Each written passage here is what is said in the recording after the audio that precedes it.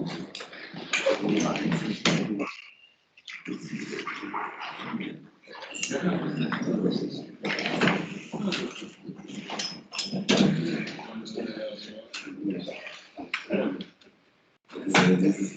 so good morning. I would like to welcome you all. It's very nice to see so many familiar faces, and also, of course, on Teams. I will try not to forget that we also have a lot of participants on that side. And this is our final workshop of the project UVAR Exchange. We have a very packed agenda, so I hope that you bear with us, because we'll tell you, it's like every project, we try to tell everything that we have been doing in the last 1 year in this couple of hours, and then you get bombed with a lot of information. So sorry for that, but we have several videos. We have done several demonstration activities, so I hope it will be also pleasant. I will tell you more about the UVAR Exchange, the project, and what we have been doing in the last but that I will do that in a little bit. So I will like to ask Jürgen, also from the European Commission. Jürgen, can you take it? Ah ouais, hein, sur la courbe. On a fait pour ça.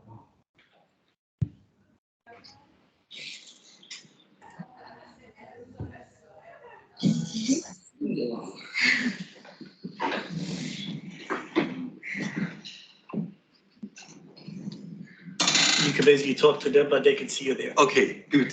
Yes, distinguished ladies and gentlemen, good morning.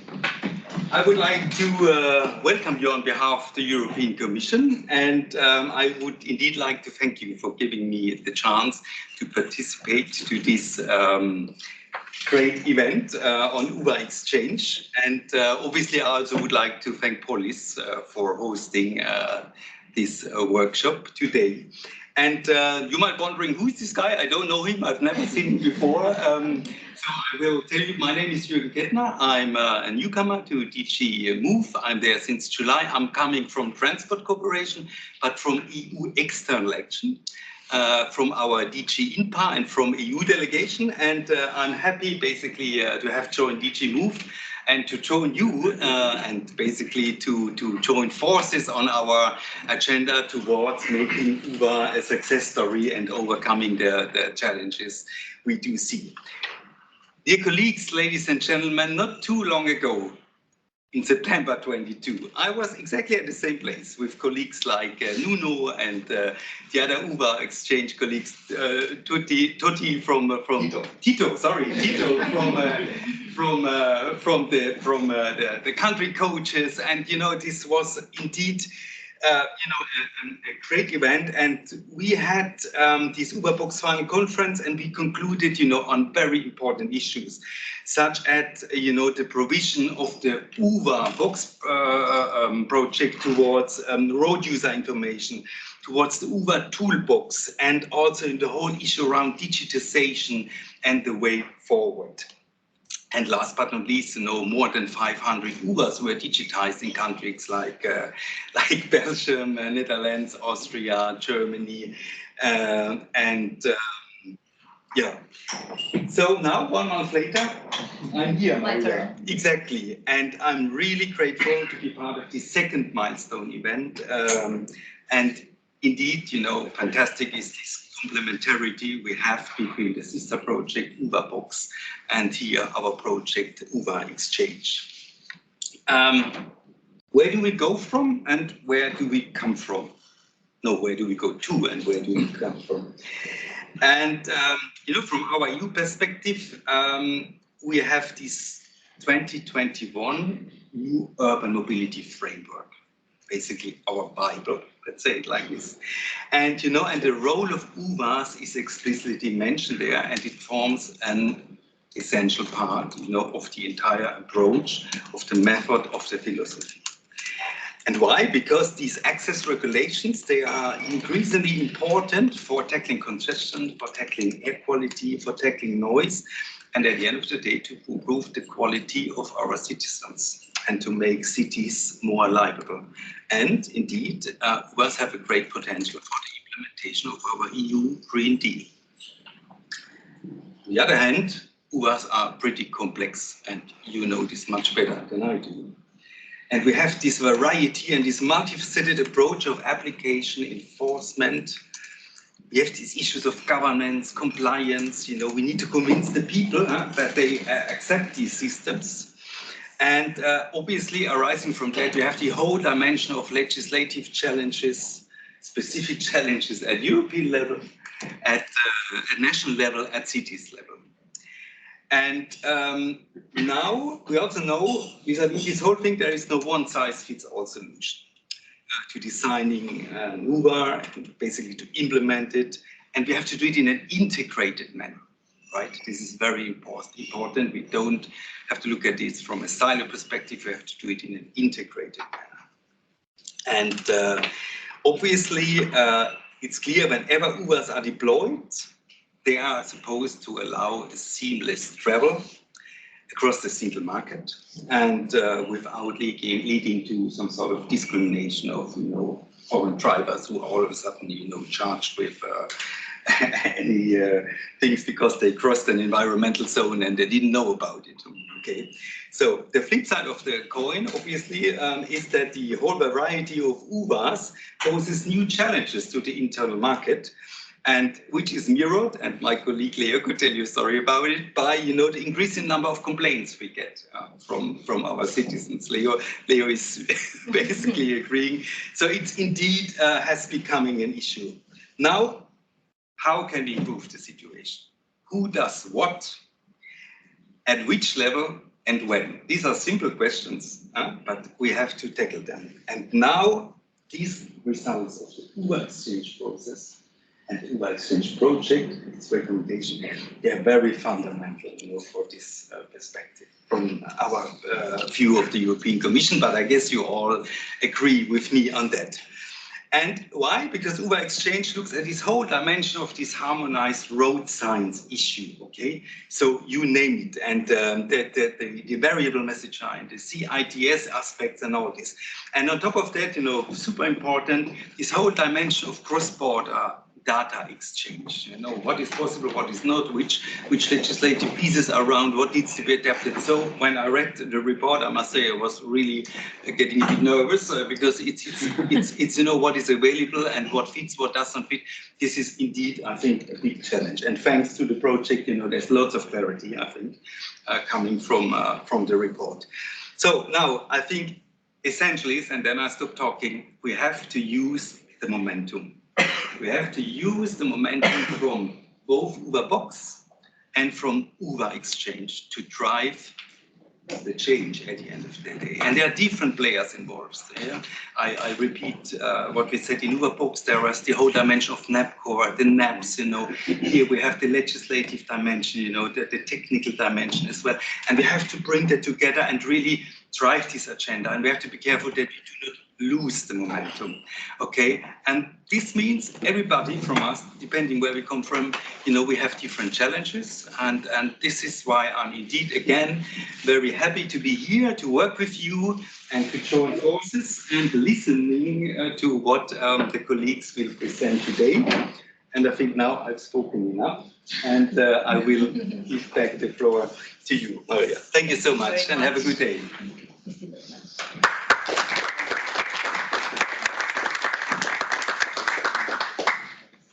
Jürgen already set the problem, the challenges, and basically what they are trying to do as European Commission, and this somehow set the scene of how UVAR Exchange as a project, sister project, brother project from UVAR Box. That's the idea, is to complement, because we can't only have the UVAR Box with the digitized information. We need to work a lot on the other part of the information, EU harmonization of the information, and also the cross-border data sharing, which is still an issue. So with that, so UVAR Exchange, we all know what UVARs are by this moment, so that part I think we can skip. So we started this project 1 year ago, and we had two key objectives, and those two key objectives are translated in the two tasks that we will present it today. So the first part, until the coffee break, we will focus on all the issues regarding information and signage, and the second block of the workshop will focus on the cross-border data exchange. So our key objective was to improve the communication to the drivers, the information to the drivers when they are in the vicinity of a UVAR. So that's via the road signage. So that means physical signage, variable message signage, and cooperative intelligent transport systems, CITS messages, directly to the vehicle. And our second objective goes into to improve cross-border exchange of the technical vehicle, but also the vehicle owner-driver information to the cities to facilitate that foreign drivers don't need to do pre-registration, and of course to support on the compliance check and the enforcements of all the UVARs that we have. So our first topic, you will be hearing about task 1 all the time because we tend to always talk about what we do in the project. So this one focuses on information provision. So here we focus on the practical aspects of the UVAR information provision. We developed this common EU approach to signage, and we also tackled issues related with the UVAR information that can be displayed in variable message signs and in CITS with messages directly to the vehicle. And then we had the fun part. So we had some demonstration activities that we work with several cities, regions, ministries, and you will hear about who exactly afterwards.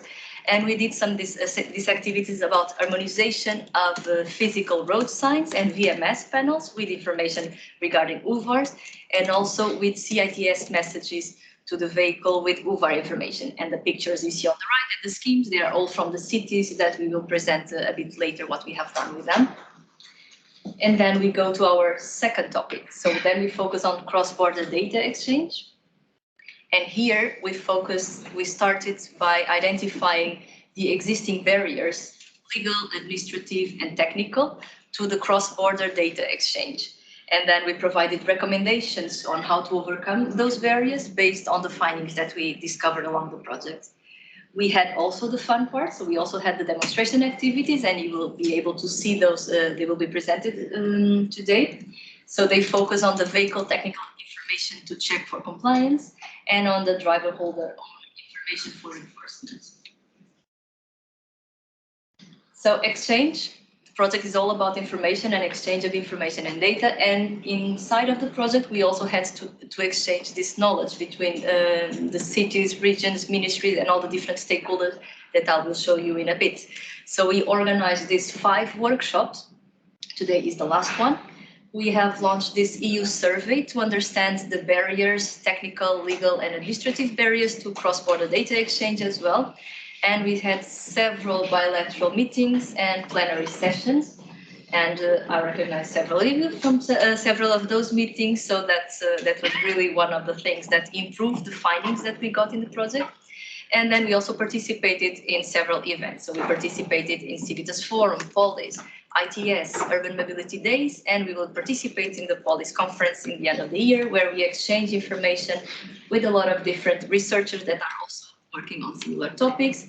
And we had a special connection with UVAR Box, which we usually call the sister brother project, but also with Reveal. So we tried to also do this knowledge transfer, to provide some findings to the Reveal guidelines, things that we were exploring in our activities. And then with who have we exchanged all this knowledge and information? So the list, well, with local authorities, national authorities, technology providers, agencies, manufacturers, researchers, and consultants. And I apologize because I'm missing some of the logos. It's impossible to, I already noticed Monza is not here, and we definitely did the demonstration activity. But that was somehow for us the key of the project. All this exchange of information we had with so many different stakeholders enable us to understand the different problems. And this is somehow the first problem of UVARs, is that you have so many stakeholders, and even inside the ministries, you have different departments tackling with different issues that are relevant for cross-border data exchange or for UVAR. So it's really one of this picture represents the multi-actor dimension of UVARs that make it so complex to tackle. We will have this key outputs in terms of reports. They are not, several of them are already done. We just need to get the final approval from the European Commission to be able to publish them publicly. and the final report will be available in December, January.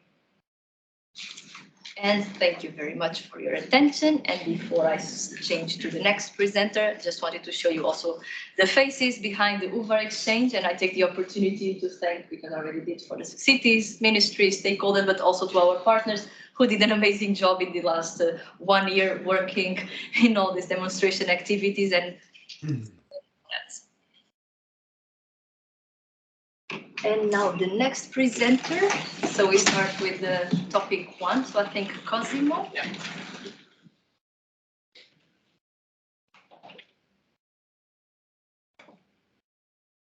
Hey, good morning.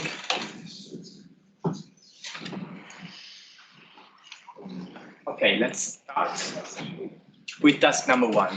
As Maria said, first of all, there are different types of UVAR. We try to focus on these 5 typologies. The most common one is pedestrian zone, but we also have limited traffic zone, low or zero emission zone with the special sign, or that are some used in some countries. There are also congestion or pollution charge zone. I put these ways of connecting and putting the only sign we have from the City of London, because sometimes it's just a matter of paying from some of the other 2 typologies, so for limited traffic zone or low emission zone. And then the pedestrian priority zone that, as you can see, there are also a special sign that is for the residential areas, sometimes used, and some cities use also the 30-kilometer zone that is a speed limitation, but is associated also to this type of typology. So first we try to focus on these 5.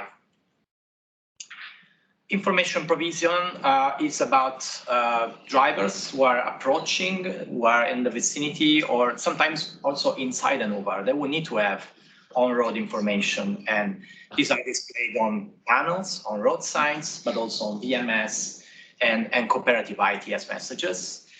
We may have some advanced warning signs on motorways, sometimes also before the entry of a zone, at the gate, at the boundaries, at the exit, at the entry, and sometimes also inside the zone, for example, informing that they will need to pay in, say, some hours after the entrance.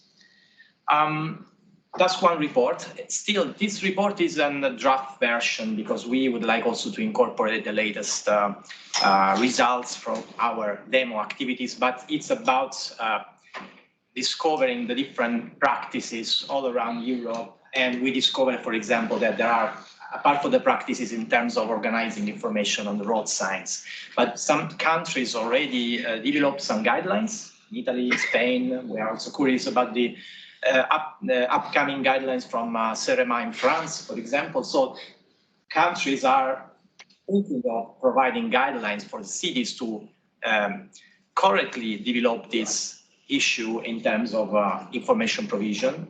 And we presented this and also focused on those elements affecting information. If a UVAR scheme is simple, it can be easily communicated through signs.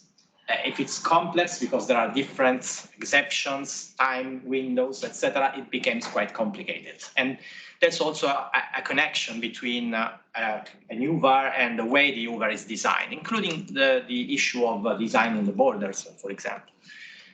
We started to collect photos. I have to admit that is kind of an activity in which you simply also, while traveling this summer, for some of the colleagues, they were just taking pictures of UVARs all over Europe, and we tried also to have this photo collection. And as I said, now we are also putting more efforts in providing recommendation, and then this will be integrated in the final version of the report. We had this stakeholder workshop because one of the requests was to develop a common EU approach to low emission zone, zero emission zone, particularly the work done within the working group at the UNIC level that we really have to thank for their openness in inviting us and giving us the opportunity to work on this matter. Corte was one of the partners that led this part, and we made this collaboration, and these are also some of the recommendations that we will see in a while. Guidelines for UVAR variable message assigned. This is another report. These are short reports, just 15 pages, 20, 30 pages. So it's really handy documents, including this one. And it describes these VMS frameworks. And again, in terms of standard, in terms of practice, and there are some standards already. It's a matter of also being able to transfer this practice to the cities, and again, having also a view on those applications, and sometimes of VMS, these are differently shown in panels, and not only for UVARs, for example. So again, recommendation and the way we would like to have it done in the end of the year is to release the last version. The demos, we had to really thank the cities, Milan, Monza, the Lombardy region. We had one region, the Ministry of Infrastructure and Water Management in the Netherlands, the city of Barcelona, Vitoria-Gasteiz in Spain, the city of Lisbon, Brno and Krakow, these are other two cities from Eastern Europe for the demo one, so the one on the harmonization of physical road signs and VMS. And the second, city of Vienna and city of Milan, we are testing these CITS messages, and of course you will see this. So this was one activities almost done, and now I can maybe go to the other presentation. Just okay. Thank you. I don't think they can see Cosimo, right? Or just the presentation? They can. Okay. Oh, yeah? Okay. Okay. Okay, great.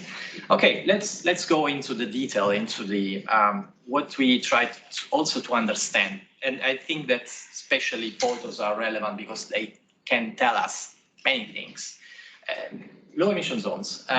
You can see there are different practices, let me say also philosophies of organizing information on panels. First of all, we have main panels with text inside, like the Milieu zone in the Netherlands or the Umwelt zone in Germany.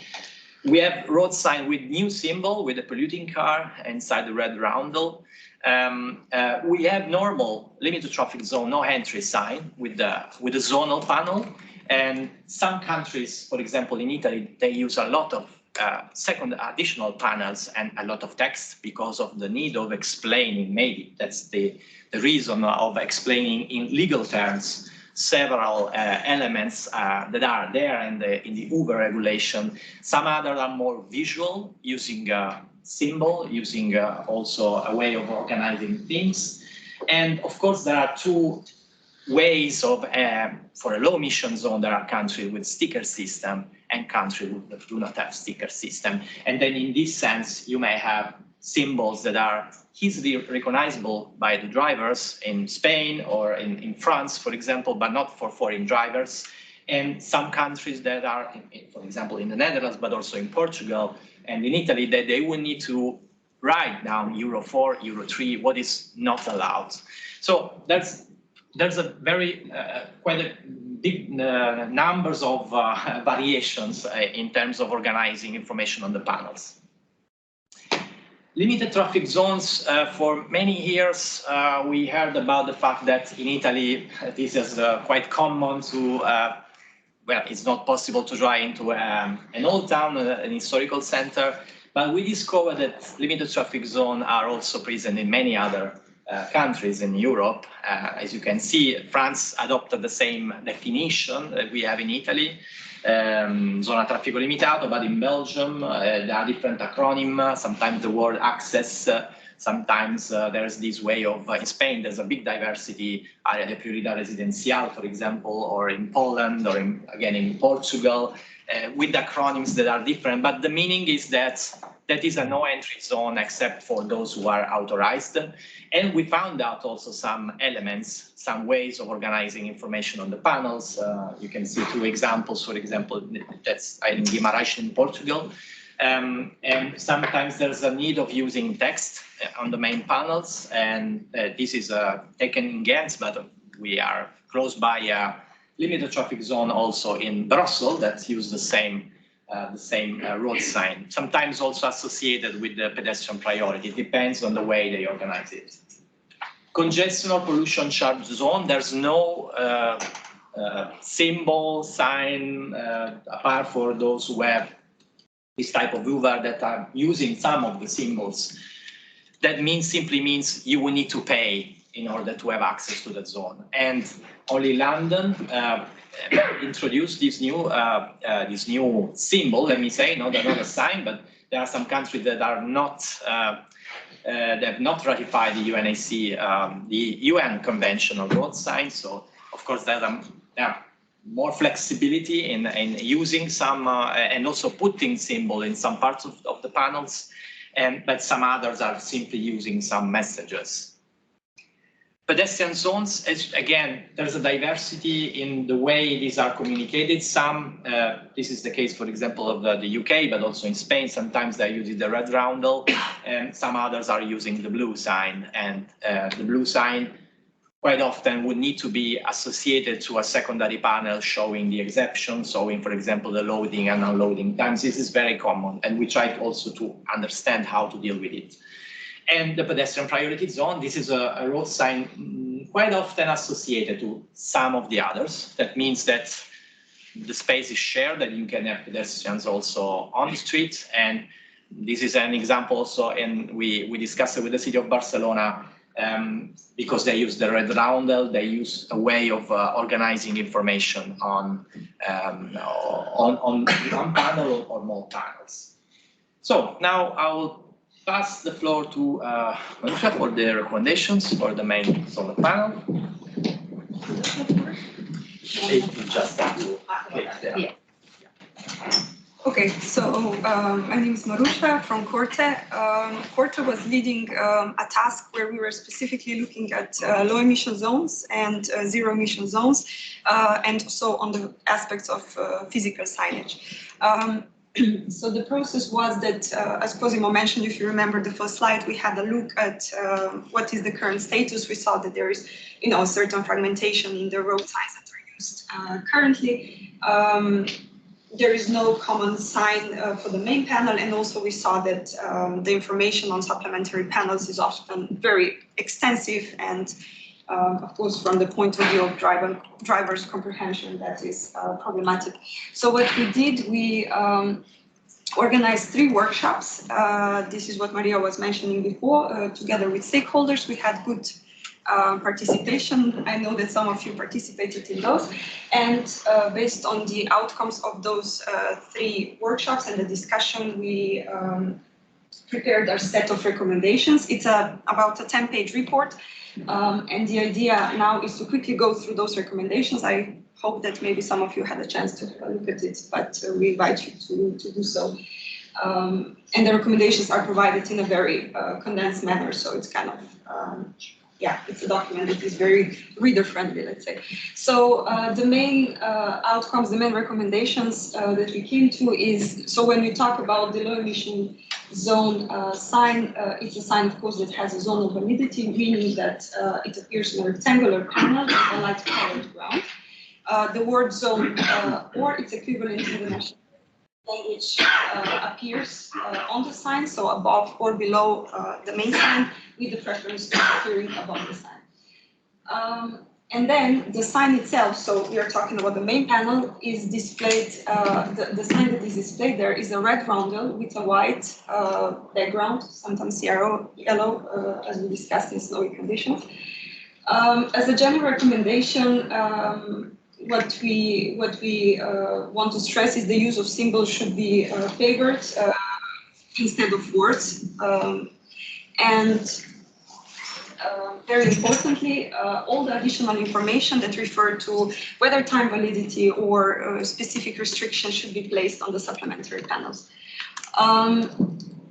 So when it comes to the main panel, we based on the discussion with stakeholders, we identified 2 preferred options for the LSE sign. As you can see, option A and option B. The option A is a blank C2 sign, so a red roundel prohibition, with the zone being displayed there. And the second option, the B option, is the symbol of an emitting car. What was an outcome of this is also that no additional information should be displayed within the roundup, because the logic is that that will be prohibited, as we see there, the environment word. The discussion, based on the discussion, the impression was that the use of the B option, so the symbol of an emitting car, is clearer when it comes to the provision of information to drivers. So in the recommendations, we provide both options, but there seems to be that this one provides a better clarity. Importantly, when it comes to the silhouette of the vehicle that is displayed on the main panel, it should be depicted from the front view as opposed to the side view, and we will see why this is important. And then the full name of the national scheme, which can be environmental zone, as we see. What is the example for the Netherlands? Sorry? The pointer also. Ah, yeah, sorry. Okay.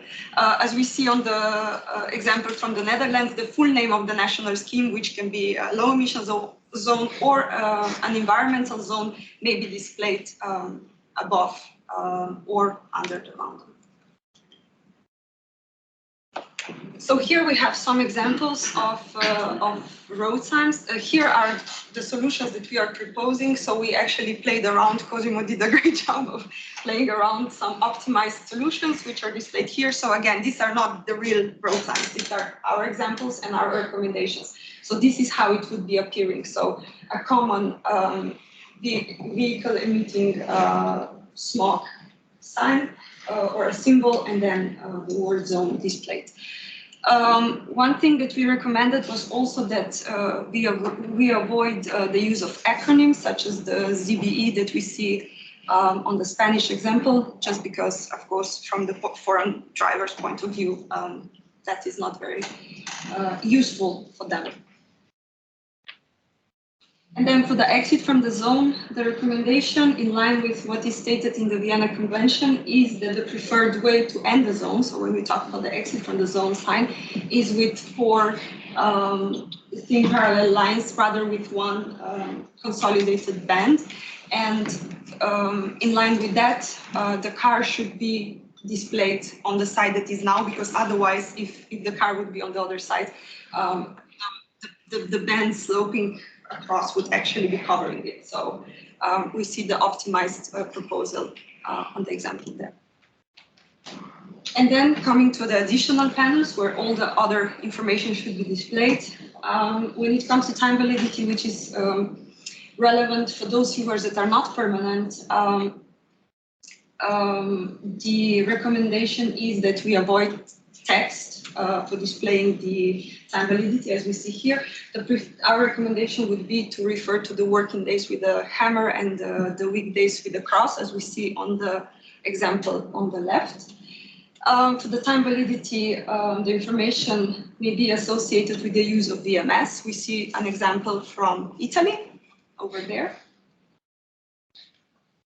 And then when it comes to listing the exceptions in those LEZs which use the sticker, the recommendation is to, so on the supplementary panel, under the main panel, to use the word except in national language, and then display the stickers and add and authorized under, without listing all the exceptions, because this is what Cosimo was mentioning. We get these long supplementary panels from Italy and from other countries, which are listing all possible exceptions and are not necessarily adding to the comprehension by drivers. So we only recommend adding and authorized under accepted categories.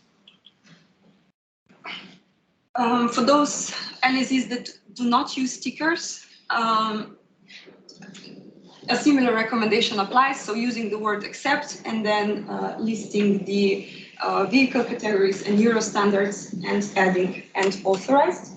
And here, for the exceptions, we are using the side view symbol as opposed to the front view symbol that we are using on the main panel. This is why this precision is important.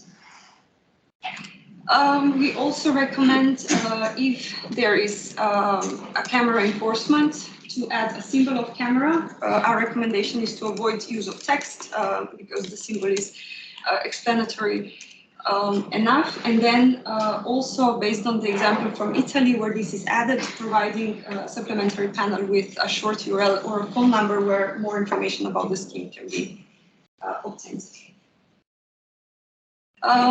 When it comes to VMS, Sonia will be telling us more about that, but just as mentioned before, this can be used, for example, as advanced warning signs or to reinforce the attention to the prohibition, or for those UVARs which are not permanent. And when it comes to zero emission zones, the recommendations that we listed for LEZ signs also apply to the zero emission zone sign. The main panel would be the same, except that when we are listing the exceptions in the supplementary panels, of course, we would be referring to zero emission vehicles, which is the only category which is allowed into the ZEZ.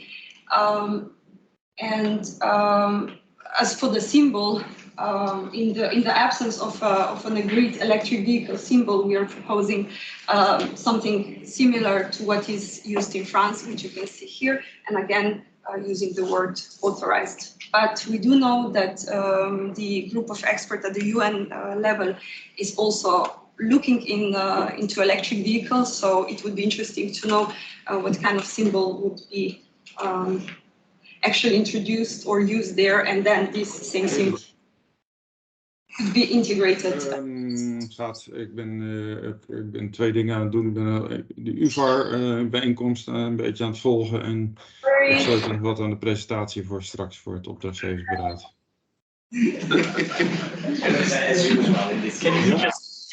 Please, the people online, could you mute yourselves? Oh, dat wist ik niet. Je bent onderweg. Okay. Joh. Oh, no.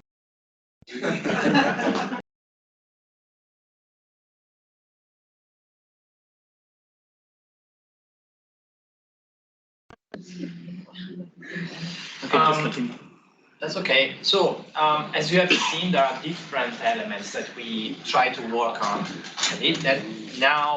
I just included a couple of examples. So it means that it's not all the different, let's say, demos and the different ways of organizing information that we worked on.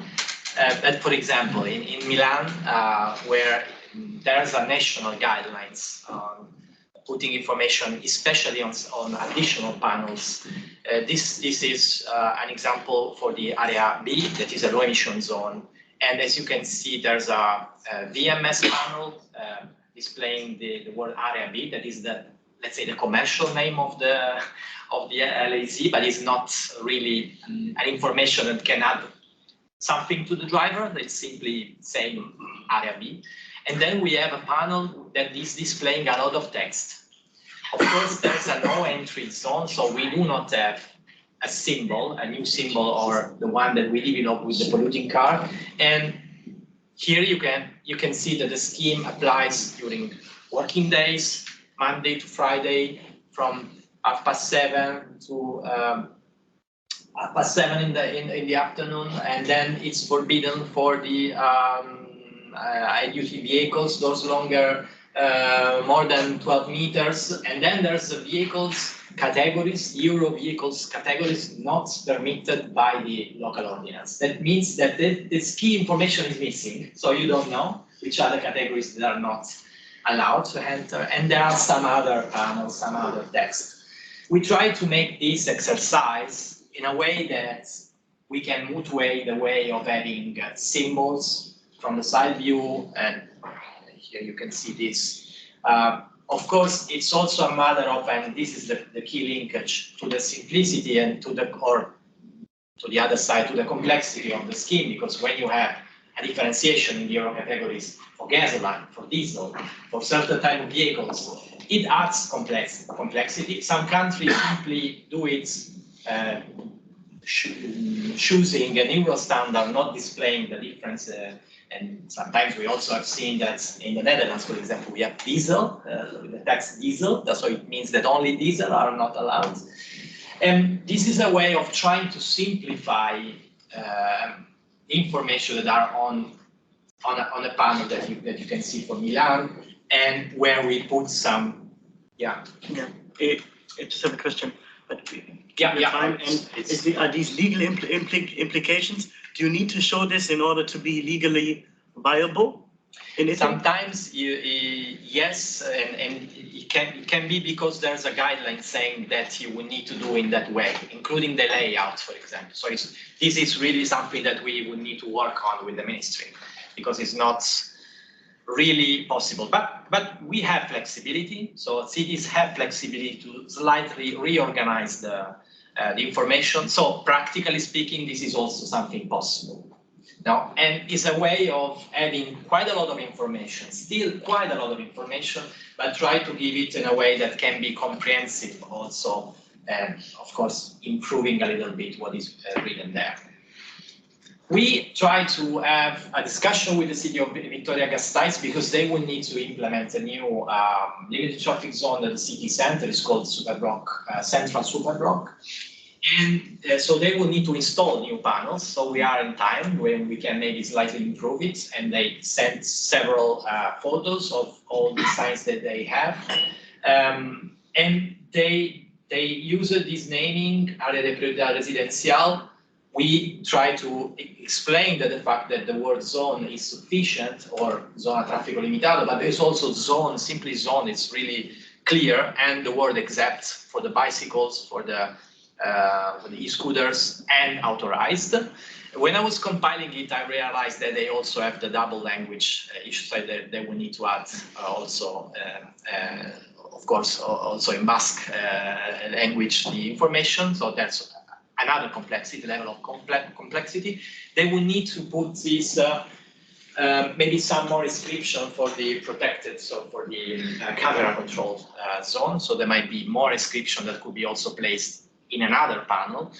And then we put this further information for the information and for the authorization, because this is the key. If some other authorizations are allowed, then I will need to know who can be allowed. And then I will need to have at least a phone number and a website. This is indicated in the Italian guidelines, for example, and they would need to combine it also with the pedestrian priority. So it adds information, but improve the level of information. That's the meaning of the type of exercise that we did. These are only two examples, because we will have maybe a discussion, but of course, Marusha already indicated quite a lot of elements that we try to focus on. So thank you very much. Maybe we can pass to the other presenter. While Sonia is setting up online, We have a question. there's a question coming from someone from Sofia. It's for Marusha, and it's basically about the LEZ in Sofia, the potential one. What would you recommend for the sign, having in mind we use Cyrillic for writing? So would you use, let's say, standard Latin and then Cyrillic, or only Cyrillic, or what do you do? And how should the zone look like? Would it be Cyrillic and Latin, or? Well, we had cases like Cosimo was mentioning. There are certain bilingual areas where they are using inscriptions in two languages, or in this case in two. Today we have also with us Mr. Stefan Egger, who is also an expert, and he's assisting us in working with the cities. Yeah. And Stefan, there are signs in Cyrillic, and maybe they can. Yes. So Bulgaria, I think, has signed the Vienna Convention road signs and signals, and so they are perfectly in line with terms of legal aspects when they do it only in Cyrillic, of course. But there might be issues with the amount of information that there on the sign. So if you put on an English too, so maybe it would be good to rather go by the harmonization of a common symbol, which is actually I prefer most is the polluting car, which very clearly explains what it's all about. And if this is effective as we all think, then we can disseminate the information of what such a zone is in all over Europe. So that could work in that way. So not really necessary to have English, but yeah, it's always a plus if possible. The efforts in improving the way information are using symbols, it's also key matters. For loading and unloading, or for the electric car, for the polluting car, that's improves quite a lot. So that's just. I hope that's an answer. Okay, thanks. Sonia. She should be online. Yeah, there she is.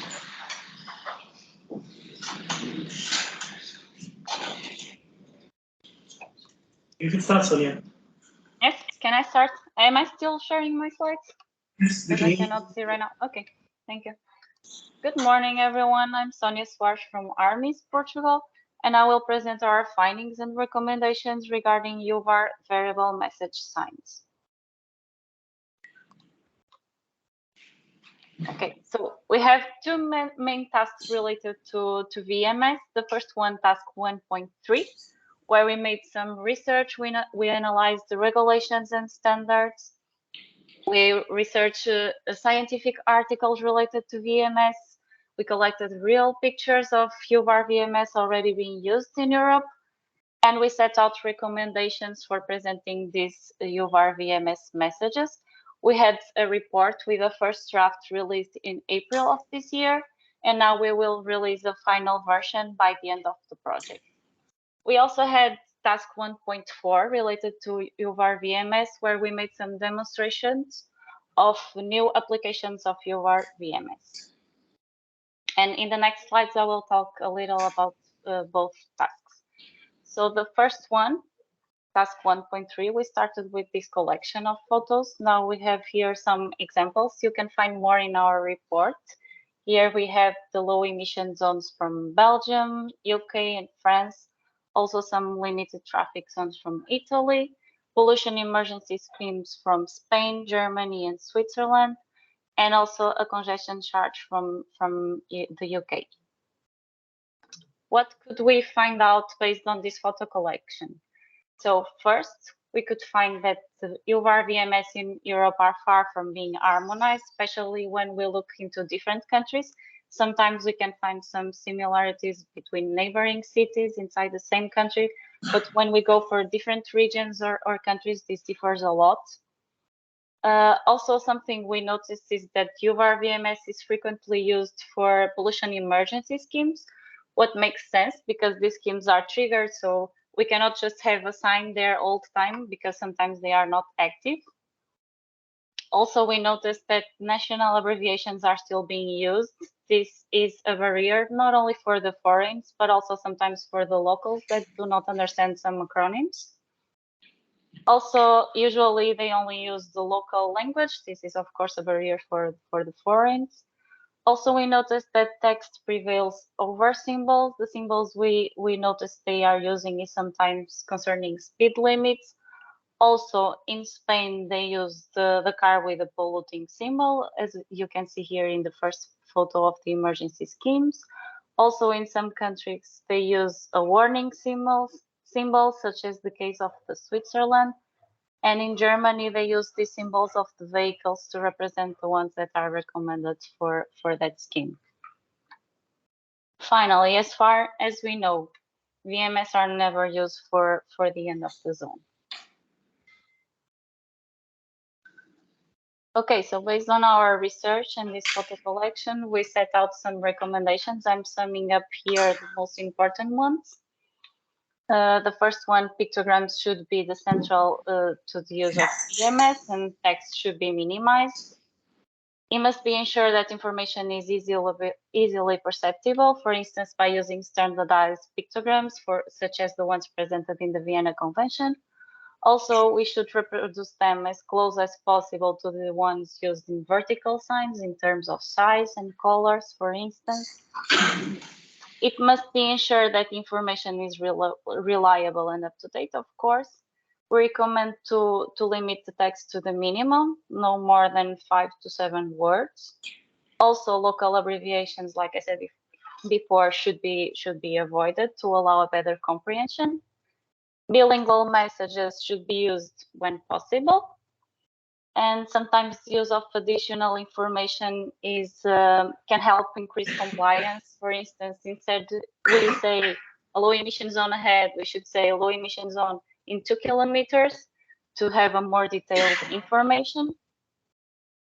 Also, to avoid distraction, the VMS can be switched off when the UVAR is not active, for instance, by displaying only the hour, or to be used for awareness raising campaigns or other purposes.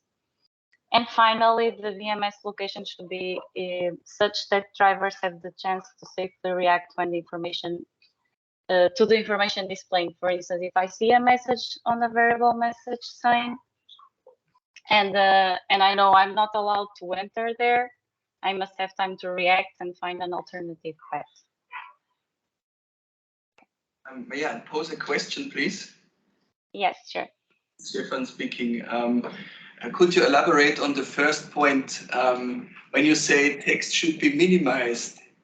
Does it mean should it be as little as possible or should it be small as possible? No, as little as possible. Okay, thank you. For sure, not the size of the text. Okay. The font. Okay. So moving on for the demonstrators, these demonstrators aim to enable the harmonization of VMS for selected UVARs, and we represent them in real-life applications in the cities of Lisbon and Monza. And we draft these messages based on the outcomes from task 1.1 and 1.3, of course. And also we have the feedback loop with the cities that were developing the demonstrators, and also with some organizations, and we had like an iteration process until we achieved the message that we found out as the ideal one, of course, having some limitations. I will show better later. So going for the Lisbon demonstrator, the city of Lisbon has 2 low emission zones, as we can see here in this map. The yellow one, the zone 2, and the pink one, zone 1. Zone 2 forbids the entrance of vehicles prior to 96, and Zone 1 prior to 2000. So Zone 1 is inside Zone 2, but more strict. And we had this panel available, as we see here in the map with this green location. We have this panel available, which is already inside Zone 2, but we could use them to inform the drivers about Zone 1, which is approaching inside Zone 2. And this picture we have here on the left is the mock-up we draft after several iterations about the message we wanted to display.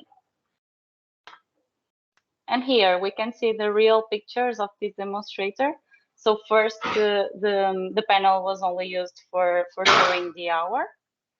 And then we have our message saying low emission zone in 2.6 kilometers.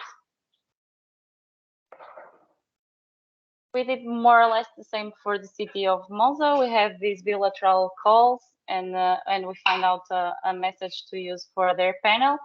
And here we show the prohibitions for the diesel lower than Euro 4. And this is also the real picture for the demonstrator of Monza that happened yesterday, I think.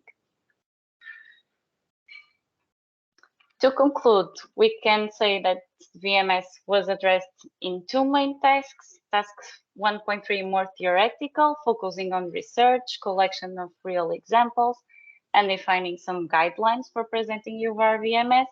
And then in task 0.4, we have this practical application that of course resulted from the outcomes of task 1.3. And we have Lisbon and Monza showcasing these real applications. We could also identify some challenges, which are the panel characteristics represented. This is a big challenge because they have limitations, for instance, related to the location that sometimes is not perfect, but we have to use the ones that we have available. Also, the dimensions of the panel and the resolution present some barriers to the message that we wanted to present. Also, something that we could conclude is, of course, regulations and standards are an obligation and we have to follow them strictly, But when it comes to recommendations, we can only use them as guidance for achieve a result with a higher quality possible. So sometimes we cannot follow all the recommendations and we have to make an overview of each panel and try to draft a message as comprehensible as possible. And this was everything from my side. I don't know if you have any questions.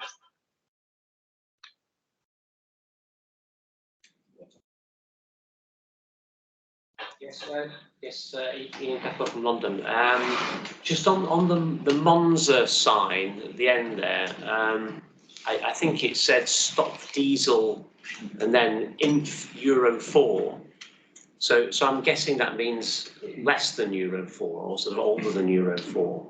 So I'm just wondering if there's sort of an issue of consistency about whether you're saying whether that's an exception or whether that's allowed or not. So maybe it's just a slight sort of consistency issue there. Maybe I can answer because we tested this with the city of Monza. Carlo is just behind you, and it's and the word and lower, so inferiori and inf dot should be put on the other way, on the other side, because Euro 4 is not allowed.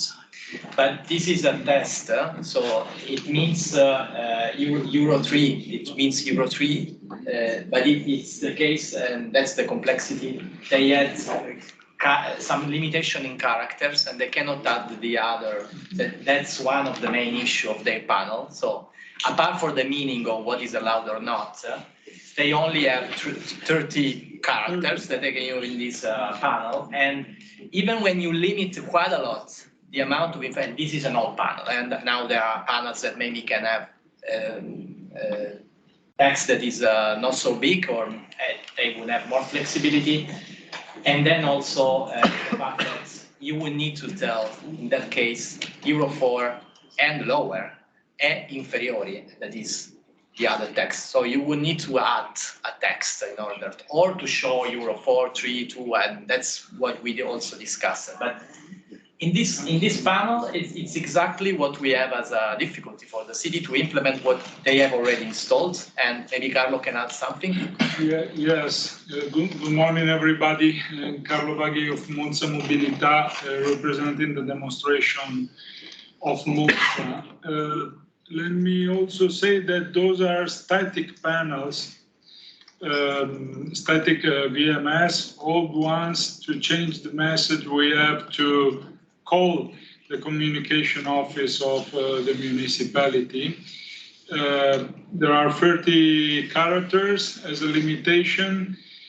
The policy, the regional policy would be diesel below Euro 4 and petrol Euro 0, 1, 2. To explain it, we will need 2 panels or to shift or to be able to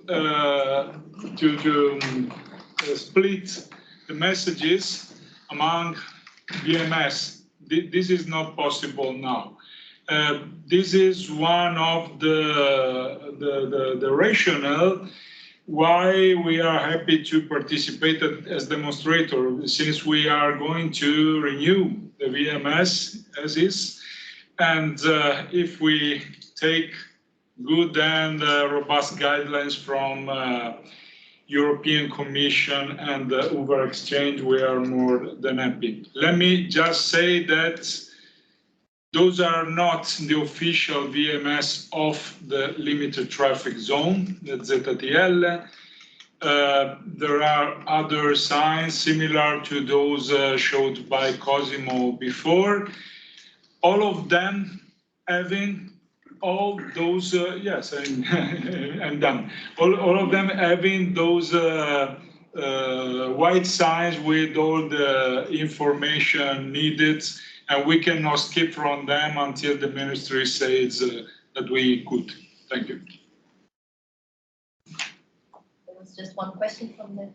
Yeah, well, thank you. One more comment. Johannes Peter Bauer here. If you make proposals for the signs, please also make a proposal for the frequency of these LED signs. If future cameras should be able to read it, we need some specific frequency, otherwise the camera cannot read it at all. The last question, yes. Okay, I have a question on the normal road signs, the previous presentation, because as Jürgen said, we in DG Move, we get lots of complaints about low emission zones, and especially from the low emission zone Antwerp and Ghent, and in particular on the pre-registration. So every vehicle, except of course the Belgian and the Dutch vehicles, every foreign vehicle is obliged to pre-register. How are you covering that in a road sign? And authorized means that but if you do not have a sticker, for example, you will need to buy a sticker in any case. For non-sticker systems, it's different because non-sticker systems indicate the Euro norms, and it's supposed that if not manually enforced, there are systems that the cameras that can, of course, also check the Euro norms. The problem is with the sticker system that from one side is a problem, from another not, because it means that you would need to buy the sticker prior to enter a city or a country, and that's also. But the main problem of pre-registration is that if I'm a French driver with a Tesla, I guess, and I assume that I can enter the low emission zone because I have an electric vehicle. Sticker system I cannot. is not possible, no. No, not via stickers, but via number plate recognition. This is in Antwerp. But it depends on the system that is used. In a sticker system, you will need to be registered in any case. Yeah, that's clear. But with a non-sticker system, in non-sticker system, you do not have. If the cameras are allowed, and we check it with the data exchange, that is possible to read and to exchange information about. We did it with one of our number plates. Yeah, but the driver doesn't know. That's my problem. Yeah.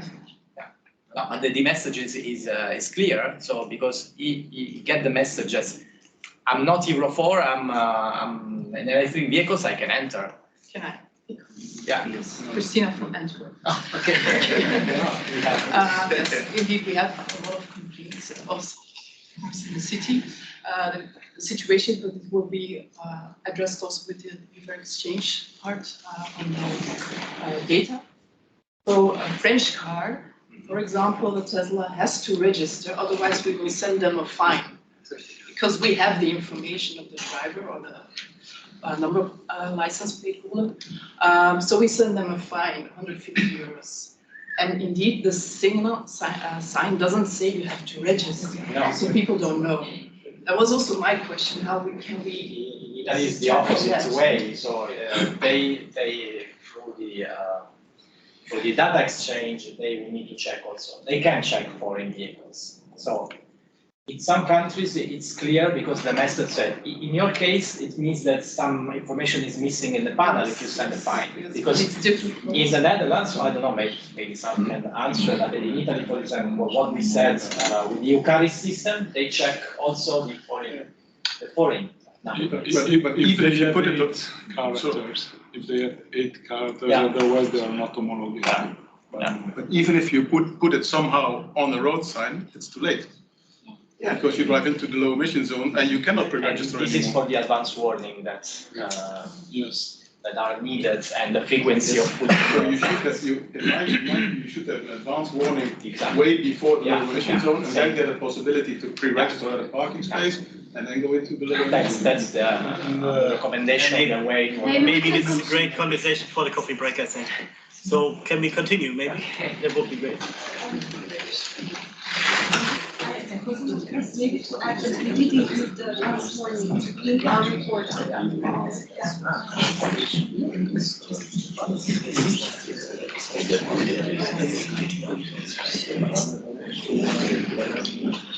Greetings, everybody. My name is Alexander from Austria, and I will showcase the CITS use case.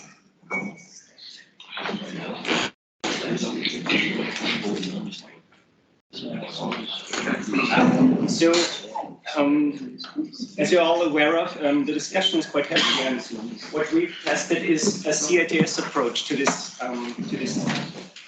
topic. And as you can see over there, we have a lot of RSUs from different kinds of industrial producers, and we're we were testing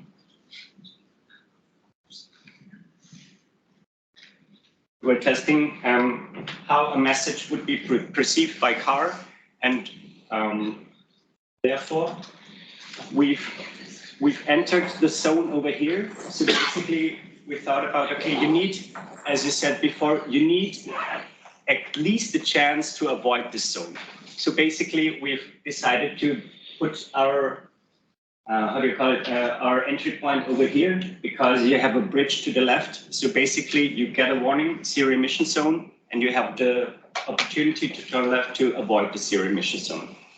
But once you're in this zero emission zone, there is only the second red arrow indicates the end of this zero emission zone. So basically there is an end point and a long street with a lot of crossings to the inner district. It's over here. So basically this is the whole district of Vienna, the first district.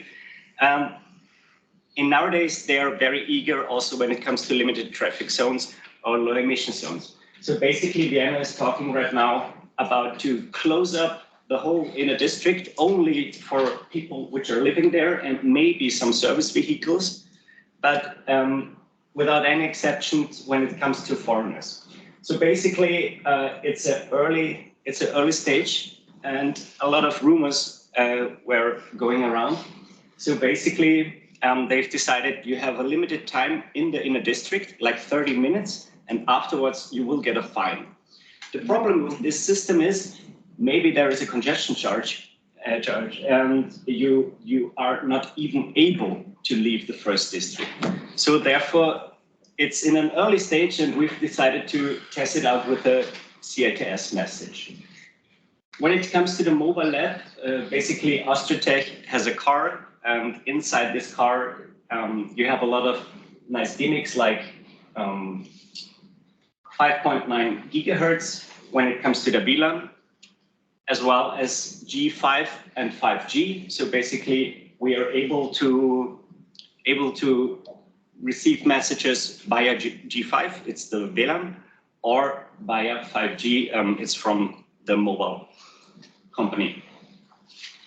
With this also, we have a dash cam, so we see what we've encountered.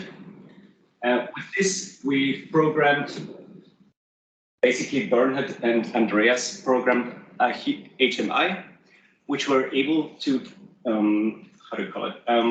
were able to display the message we will see in further seconds. Behind the scenes, when you're sending out a message like this, basically you see it like this. So you see the timestamp, you see by whom it was sending out. In this case, it was Siemens, aka Unix.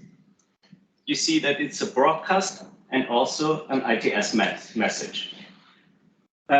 Unfortunately, it's a little bit low, but the real text content is only a fraction of all this huge message. So basically, we've started with the first message was UVAR exchange project, traveling through a zero emission zone, switch to carbon neutral mode. This was quite a hefty notice, and we had a discussion with our technical department, and we were like, okay, it's way too much. We need to minimize all of this text into a catchy phrase like zero emission zone. And we did that. Basically, where is play? You have to do it in your end screen. Yes, there. Ah, okay. So what you will see here is we are driving via the mobile lab to our entry point over here. So from there to there, it's nothing special. Yeah, it's just that we need to wait because of some traffic lights, but we travel further. And what you can see here, we are sending out all the cam messages every 10 times in a second. So our car is able to send out cams, also then, and you see here, maybe just, and as you can see here, we've registered the first roadside unit, but we haven't received a message yet.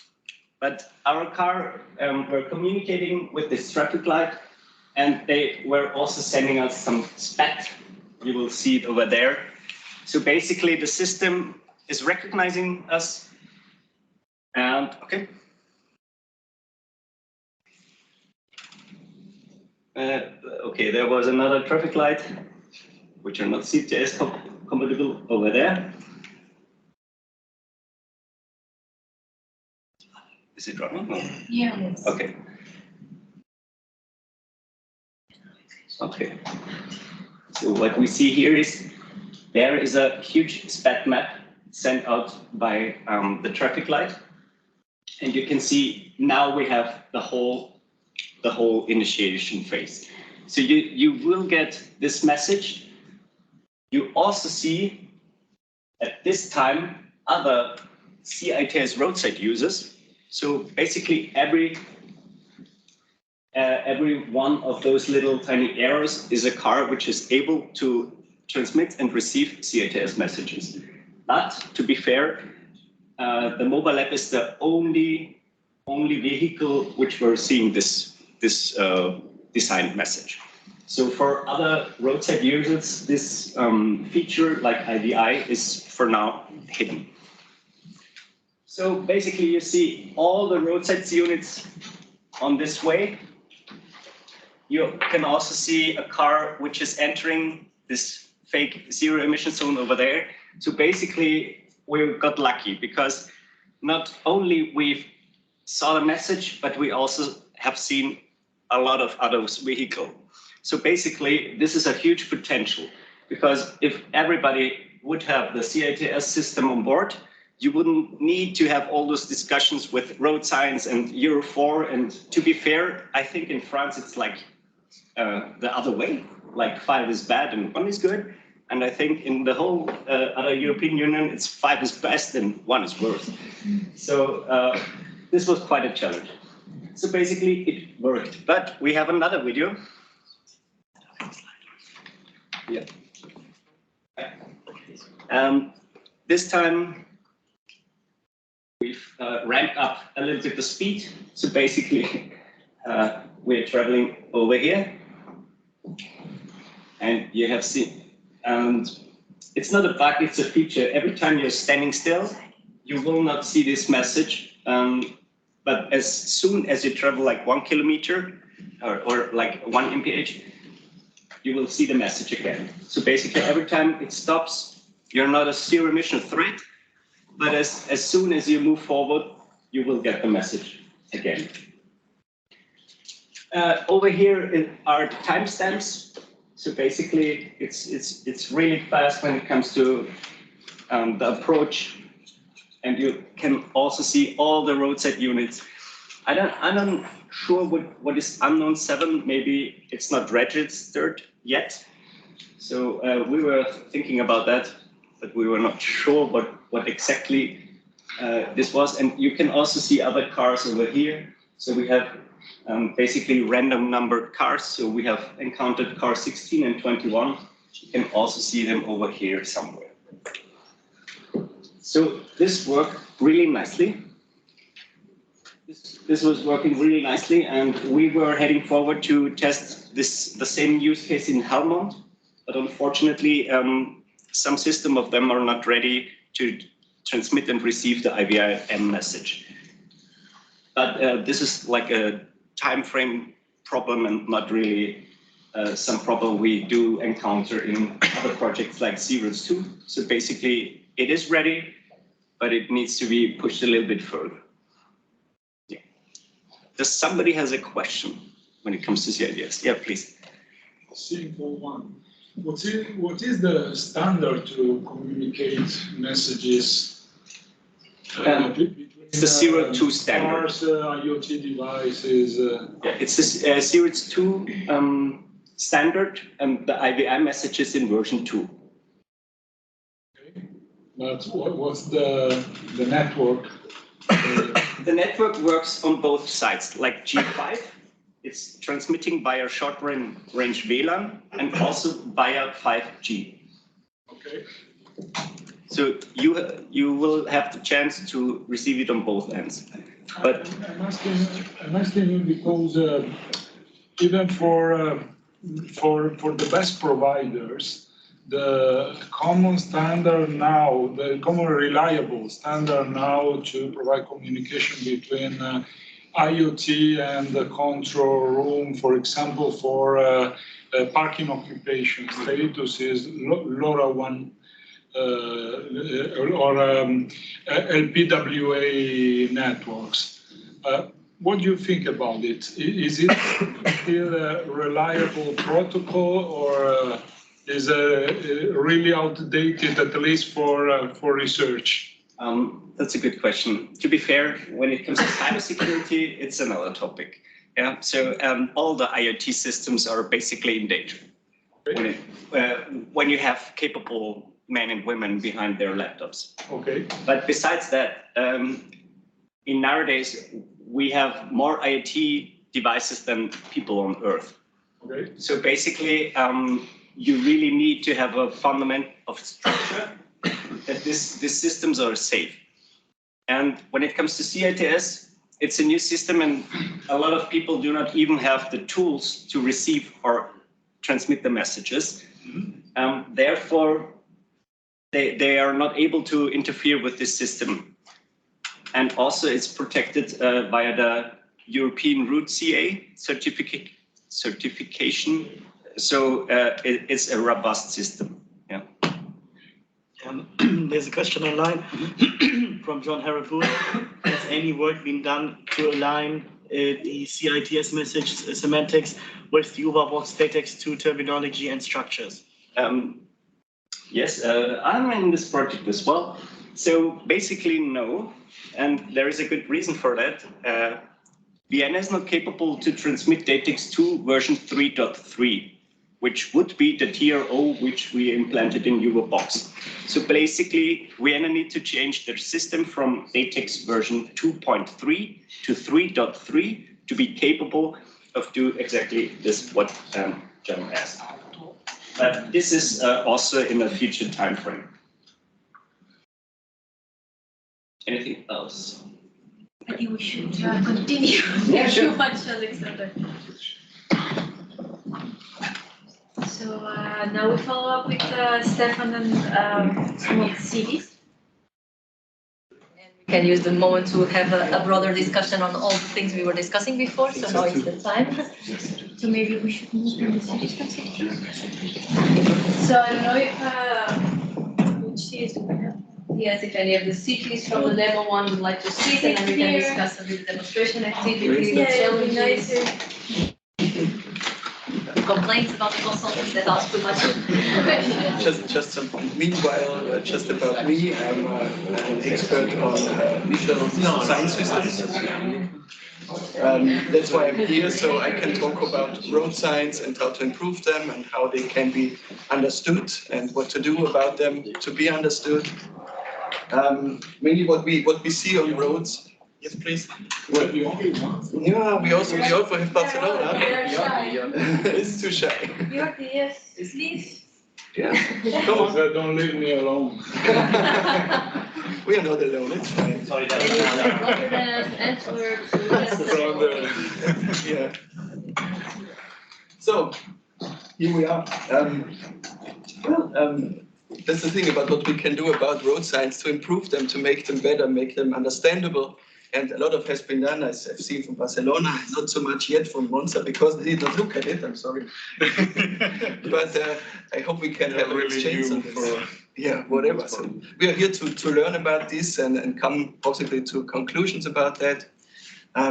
If I may, shamelessly add something to the other question from before, what to do about the complaints that we are getting from drivers who get fined when they get into such zones. That reminds me of what has been done, I think successfully done in Austria with the emergency lane, implementation of the emergency lane on motorways. There was a campaign going on, actual campaign, to allow for people to understand and to learn it. So it really needs to be pushed as a message like advertising to get to this response that we want. It's to take money in their hands. Yeah, so that's one thing. And the other thing is about I want to emphasize on the e-vehicle that we have seen before. Actually, Marusha had said that, yes, the United Nations, they are working on developing or finding the right electric vehicle symbol yet, but we haven't concluded, and that might be the case at the end of this year. I hope so. So if you could wait for that, it would be great, because then the harmonization all over Europe would be much higher than it is now. And countries try to find the solutions now, and it's not really working all over the place. So just have some patience if you need to.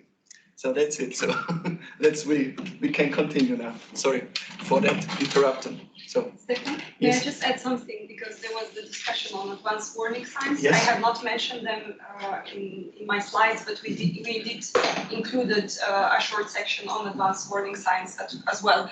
And registration, for example, could be used there. Yeah, that's a good idea.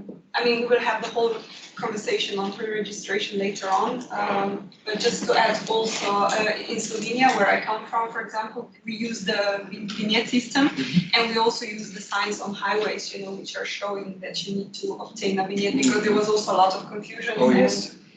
And complaints by foreign drivers who were also not aware that you need to obtain the sticker to use the highways. Good choice, I think. So perhaps that can be also applicable for, for this case. I think so too. Yeah. And do you have any? How do you do it in your city municipalities?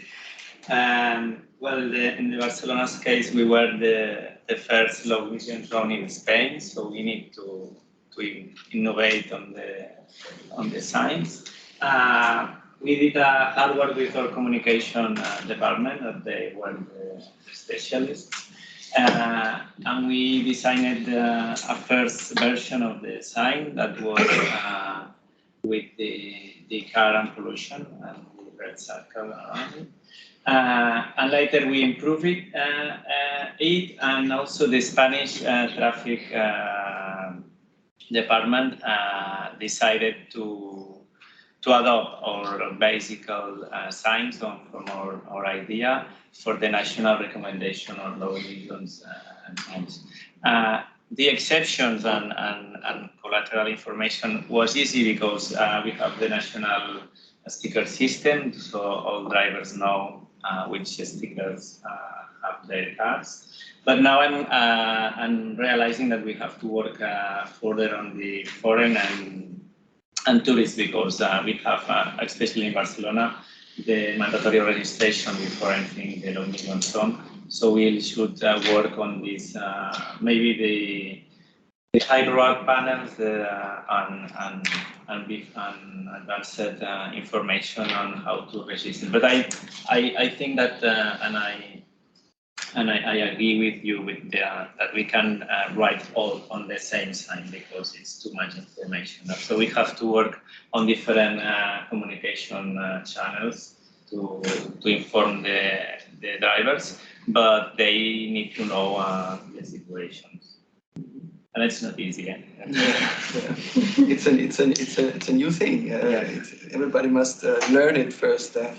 But I understand you also use stelas that I've seen it standing around in road space, so that everybody who can walk by can look at it and understand how this works. So it's really like a campaign actually you're doing. Yeah, we did. We worked at both ways, for the drivers itself, and also the more urban and pedestrian signalation, because it's the citizen is not always on the car. So maybe it's on a cycle, maybe it's on a motorbike, maybe it's walking. So we have to give access to the information on all the situations. Yeah, it's a good example how to do it. I think it's it really works well. So are we happy about this? Yeah, no, Stefan, if maybe a last question for Mons, and then we go for a break. Yeah, okay. What do you think? How would you approach this issue now, since you are more or less starting now, I think? Thank you for inviting Monza as a demonstrator city. Of course, well, we were advanced in establishing, installing cameras, 10 camera portals for our limited traffic zones, with all the metal sign required by Italian legislation, as we saw before. And well, we are ready to renew the VMS, since we are looking for funding to renew them, to overcome the 30-character barriers. But this stuff is 10 to 12 year old and static, not communicating except via SMS, I think. Harmonized metal signs would be a good idea.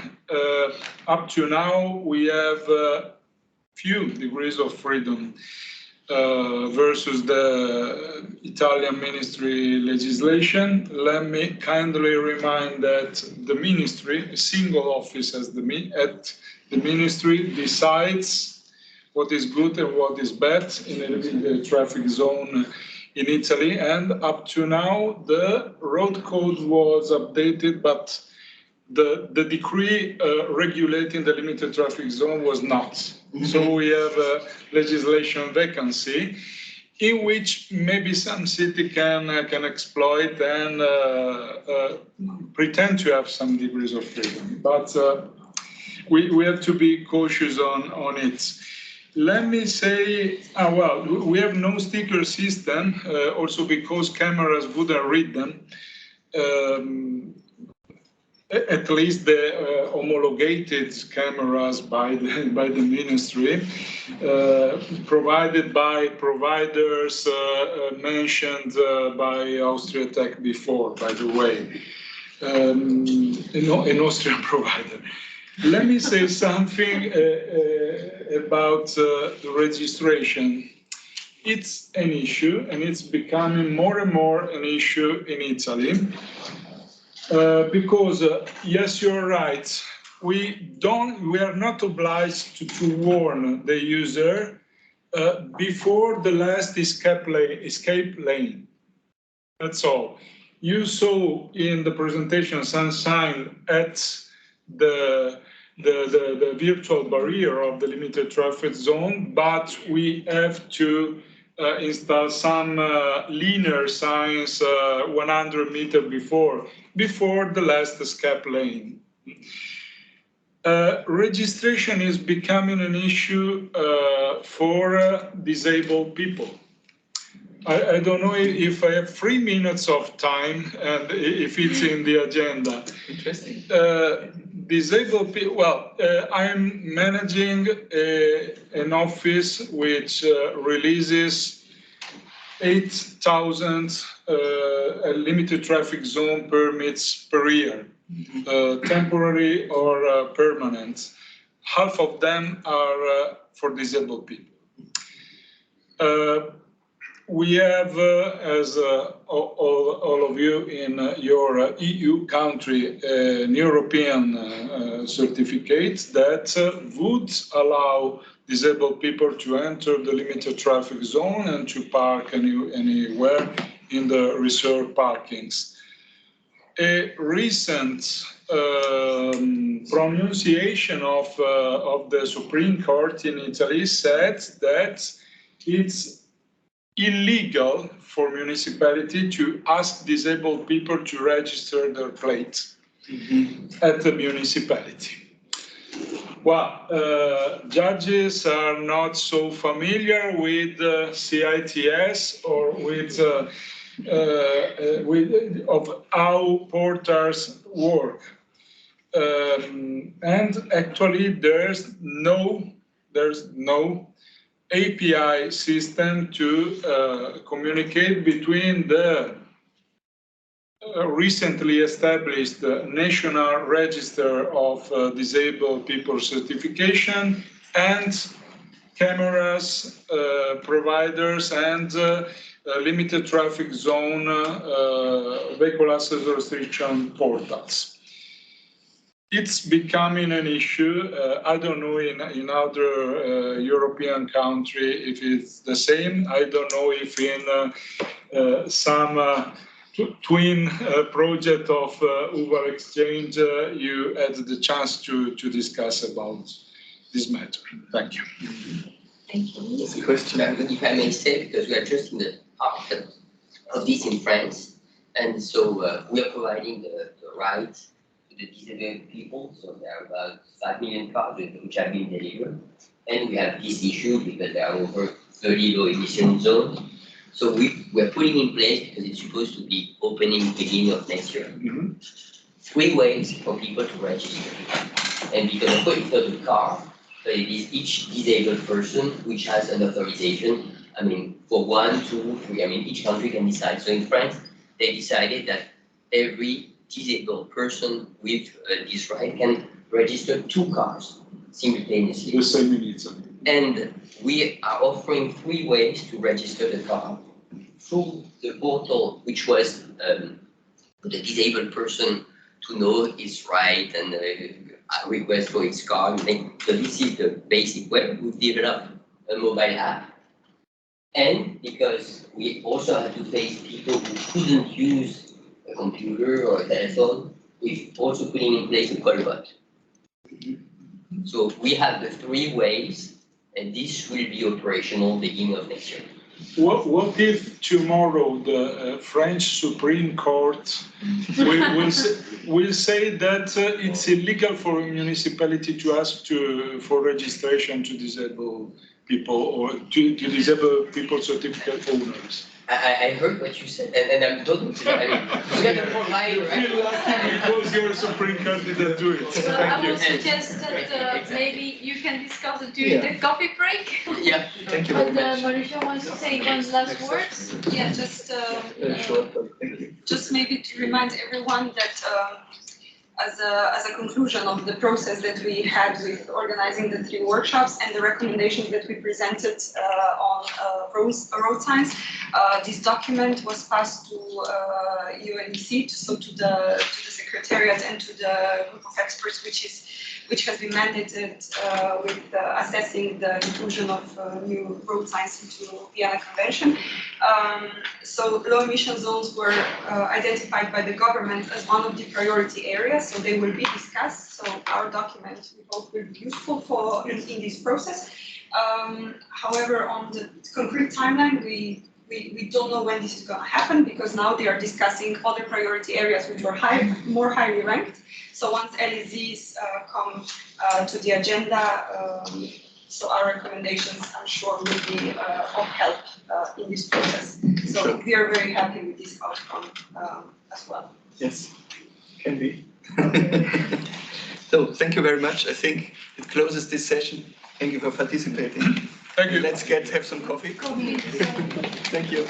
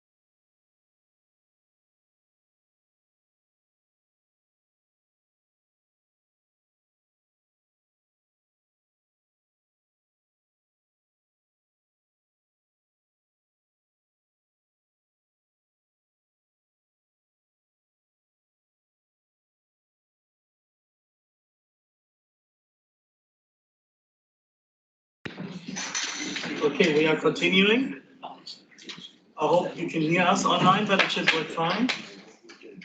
Yes, we can. So now we have the second topic that we have been dealing in UVAR exchange, and I'll just pass it to Nuno, our together with Corte for the second part. Okay. Yeah. Thank you, Maria, and good morning still. And I hope I can catch up some of the delay time. Well, I will be presenting you some of the findings and that we already have related to the second topic. Together with Corte, I actually, under the lead of Corte, we are developing this subject. Yeah. And well, this second topic goes about cross-border data sharing, as I was already presented this morning. And actually, our challenge is to provide recommendations on how to overcome and to these barriers that we've been identifying for the exchange of data. Basically, the data that we're talking about in this morning, we already heard, it's about the vehicle technical data, supporting the compliance check and enforcement of the UVARs. And also vehicle owner driver data, also supporting this checking compliance, but also when it comes to that, also to provide a penalty or a fine. This type of information is mostly related to low emission zones, which is the UVAR that we used in the beginning to shape up this process and these recommendations that we are developing. Nevertheless, limited traffic zones also came up to the subject afterwards. In the beginning of the project, almost a year ago, we did the first stakeholder consultation. Part of it was also a survey that we tried to identify what are the initial ideas, initial challenges that all the stakeholders are experiencing in cross-border data sharing. These are one of the main topics that we identified at that time, which were not really a big surprise to us, but again, the data is not available for the different processes of compliance processes. Cities that don't have the right means, the technological means to be able to capture and to have access to it. And there are not really tools to support an harmonized process on a technical aspect also. And most of all, everyone came up to the same challenge, which is about the legal basis in order to be able to do this data exchange between countries. In our stakeholder consultation, we also came across and we did some desk research and contacted in our network the different types of solutions that could help to overcome this and to support this cross-border data exchange. Maybe it's already known for you, but we've classified or categorized this in three types of models. We call it models. The first one, the authority-centric one, goes about that connecting vehicle registration authorities directly. So there's the national vehicle registration databases and organizations, they are the ones that should take action and support this cross-border data exchange. The good thing is that there's no extra registration needed for the vehicle owner, of course, besides just the vehicle registration itself. And the examples that we already have is the EUCARIS, for example, but also the IMI scheme in Europe already in place. The second type of model is the driver-centric model, where the driver needs to take action to register and to get into the ecosystem with this own data. We always use the example of similar to the COVID pass that Europe is in place, which also do some compliance check about the conditions if you have or not COVID and you are allowed or not to enter or to go abroad. So basically, you have to issue a digital statement, a verifiable credential, that containing all the UVAR-related data that is necessary to do the compliance check, both on the vehicle but also on the driver data. And then this digital statement can be issued and be used and valid for all the European cities and stakeholders. We'll see later in the program also how this IN group put this driver-centric model to practice. The last one that we've identified is the vehicle-centric one. Well, here is the vehicle which is taking an action and based on all the communication there is now, the connected vehicles that are in place. So the information is available in the vehicle, should be available in the vehicle, and then would report and would make it available and accessible to the cities once they are in the vicinity of the cities. Different technologies can be used. We've discussed it already this morning, short range, long range, 5G, G5. So there's a lot of ways to support this. So this was already something that we did already quite some time. And then we wanted to demonstrate these different examples of these solutions. Why did we wanted to demonstrate this? Well, some three objectives, because we wanted also to showcase the benefits of the different solutions, because they might be applicable to the different situations in Europe. They might have different benefits related to this for the cross-border data exchange. Once we are doing it, we are learning it. We are learning a lot about the solutions, so we want to do really hands-on approach and to learn by doing, to identify all the recommendations and the obstacles while we're doing these demonstrations, and in the end to develop not just theoretical but also practical recommendations. How do you want to apply these solutions to the different cities? How did we go to work? We divided the demonstrations in 3 stages. In the beginning, in the stakeholder consultation that we did at the beginning of the project, we asked cities and countries on their willingness and availability to support us in these demonstrations. With that group of cities and countries, we went to work. We went into very detailed preliminary meetings, trying to understand the whole process of UVAR enforcement in each country and each city, which is can be very different, even within a country. And we try to identify what type of organizations are involved, what are their roles, what are their processes, and how they are being supported technically to do this. Once we defined it, we went to what we call the dry run demonstrations. We applied a potential solution, for example, CARIS or a vehicle-centric solution, and we did some simulations on, if you have this solution, what would happen? Are you prepared to implement the solution, and what do you need to come across to be able to use it? This way, we keep on learning about the different challenges and the barriers that we encounter in this journey. In the end, the ones that survived the first 2 stages were invited and are able to do some real-life demonstrations, and real-life between brackets, because we are all very conditioned about the legal aspects in order to be able to do this. We did some simulations, and I'm happy to say that we will do some demonstrations here live, here together with our solution providers that are here in place. Like I said, we used the low emission zones as a UVAR in order to shape up these demonstrations and the recommendations. We created this reference, what we call the reference model, that we used for our discussions. We wanted to harmonize our discussions with all the different cities in all the different countries, so that we could make sure that we were talking about the same things. And we have these types of actors and also different, let's say, all the main general steps that are necessary to do this UVAR enforcement and the cross-border part of it.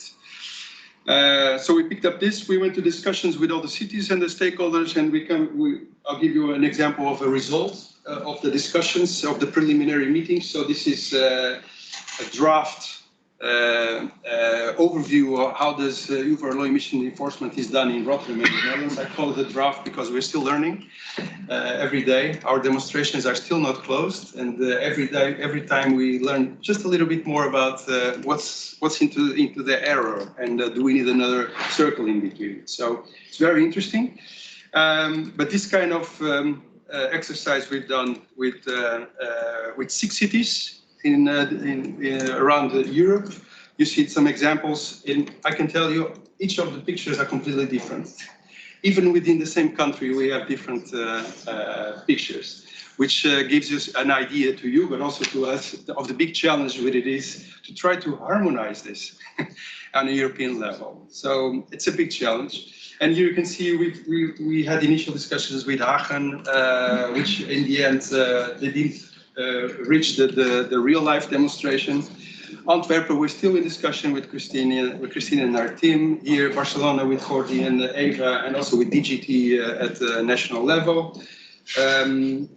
Brussels also long discussions, firstly to try to identify who are the right people to discuss in Brussels. And something that I was already aware from the UVAR box project, so I was already prepared for that. That's very interesting to see and to discover how the whole process goes in a city and region and country level. Rotterdam, Berko is still here and we're still in discussions so to try to get in even more in details, and Verona in Italy also with the help of Cosimo. So these were our preliminary meetings. In the end, we end up with some real-life demonstrators that we are still performing. We did it with two types of solutions. One is the EUCARIS authority-centric model that we will have. We have a small video and also a presentation from Iska here this year to enlighten us a little bit more in detail about the solution. And also one with the Iron Group from France, that with a great help that showcasing also a driver-centric model. I'm not going to disclose, we will see it later how it goes, and you'll get a grip. It covers a lot of things that we discussed already in this morning, which is quite nice to see.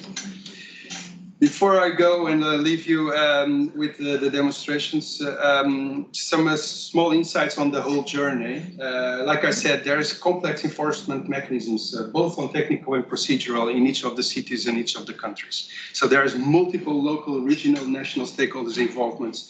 Even in the city, there are different departments involved in what we're discussing. The environment department, the mobility department, the IT department, the fiscal department.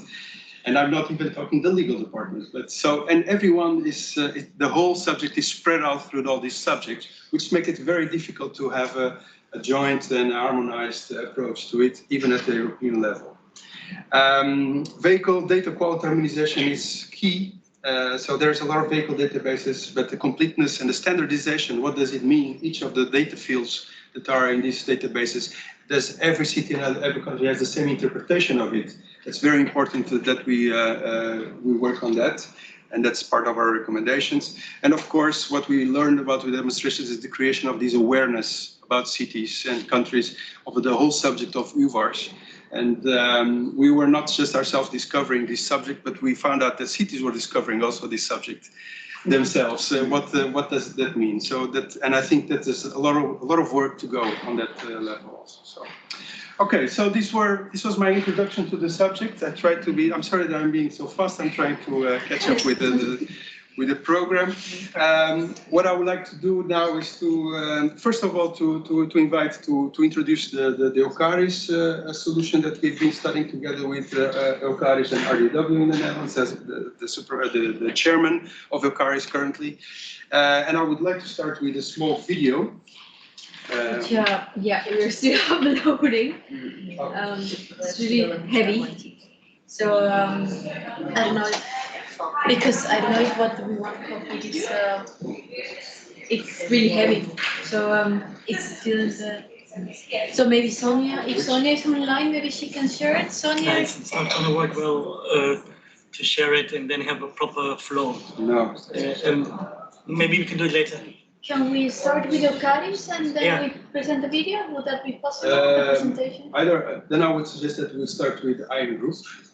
And then because I think it's nice to have the flow of the video together with the presentation of each. That's okay with you. Yeah. So I'm sorry, Frederic, that I'm putting you now to the question. Just fine. Yes. So I'm inviting Frederic Laporte from the Iron Group from France, who has been very closely collaborating with us in an excellent manner, and I really have to thank you in public, Frederic, to the work that you've been doing. And well, the stage is yours. Thank you. So the stage is mine. I'm gonna turn on the timer so that I don't use the stage. Here we go. Okay. There we go. So we shall get to the. Here's the remote control. This one's up. That's the way to go. Fantastic.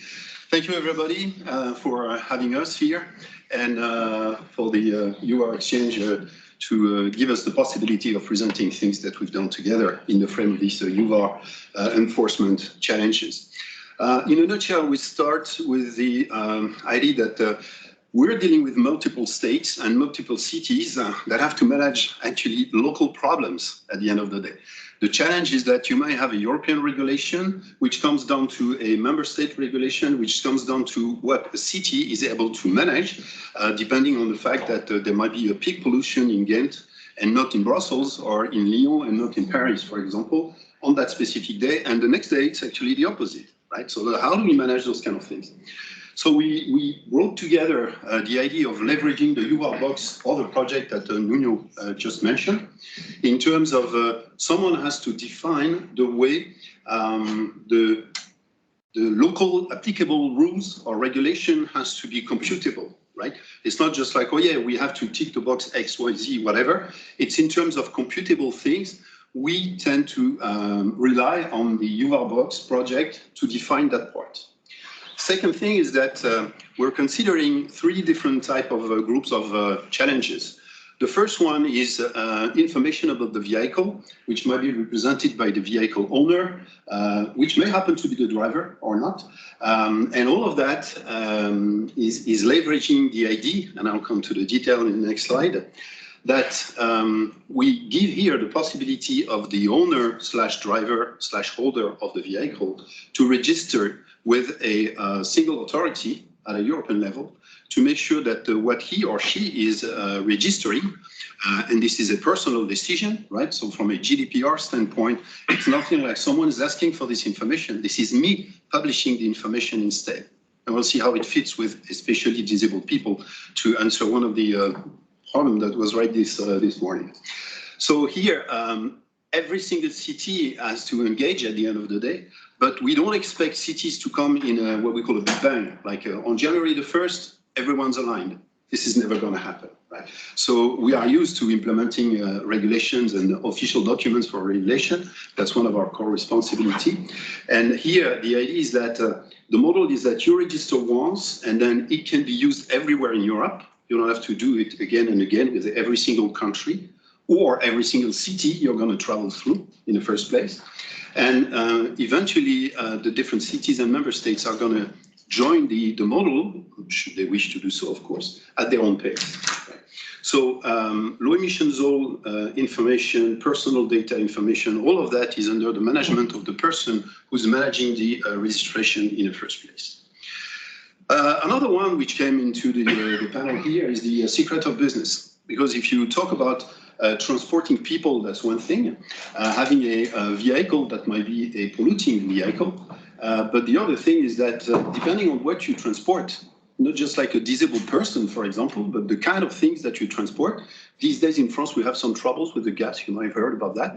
But the gas normally can be delivered day or night in a city, right? Whether the truck is polluting or not. So it's an exception. So that's the key thing, is that how do we manage exceptions? So the member states and cities, what they're interested in is to make sure that they actually bring the potential leverage of this way of registering. He's doing a great job on welcoming people as they knock at the door. I mean, Nikolai is doing a great job. I want everyone to really recognize that. This is fantastic. So the pace at which the implementation should take place is under the control of the different cities. And one of the key things is that here we are not considering using any technology that will be proprietary technology. So we're pushing on the side the problem of sovereignty. So there's no GAFAM, there's no BATEX. If you're not familiar with BATEX, that's the Chinese equivalent of GAFAM acronym, right? European sovereignty is a key thing, and we're using open protocols and open standards here. Last one are the enforcement authorities, because these guys, when the city is doing the job of putting in place the regulation and the way people can register and so on, at the end of the day, the enforcement is a key thing. Right? Basically, there's two kinds of enforcement that we're considering here. The what my friend Giant is calling the physical inspection. Right? There's a police officer in front of you, and he can see the different windshield stickers or whatever documents you have, or it's completely automated plate number recognition system, like a video out of a traffic, right? And you extract the plate number, and this is the way you need to actually link the plate number with someone's registration to verify whether the vehicle is entitled to drive through this low emission zone or not. Okay. So let me move forward. This is the only complicated slide I have, I swear. Okay. So that's the UVAR landscape at the end of the day. We have on the left side Belgium. We have on the right side France. Guess what? We have issuers, which can be member states. And issuers today, they issue the license plate number and other type of official registration documents for the vehicle. This does include information such as the Eurozone, the Euro emission level of the vehicle, for example. And we consider that these official member state organizations are the ones issuing information for the truck in Belgium or for the car in France with different license plates. Hopefully there's no, same license plate across the different countries. And basically, the model that we're using here is the one of a digital wallet. The digital wallet is nothing that just comes from our company, IM Group. The digital wallet is something which is happening. That's part of the EIDAS version 2 regulation, right? That's the Directorate General Connect, working on that at a European level. That is a technology that will be available in different ways for the citizen to actually register dematerialized type of documents. So at the end of the day, whether you use it from a professional standpoint, from a personal standpoint, from a patient standpoint in the healthcare ecosystem, for example, you will have a wallet at the end of the day, which can be online if you don't have like a mobile device or things like that, which can be in your pocket if you happen to have a mobile device. All right. So, but basically this technology is what we call here a cloud wallet. Why is that a cloud wallet instead of a mobile one? Well, actually, if it's me as a person, it's very likely that I will be carrying one, or these days 2 or 3 phones, I don't know about you. But the thing is that at the end of the day, that's great for a human. If it's a vehicle, you don't expect the vehicle to handle like a mobile device to present data or things like that.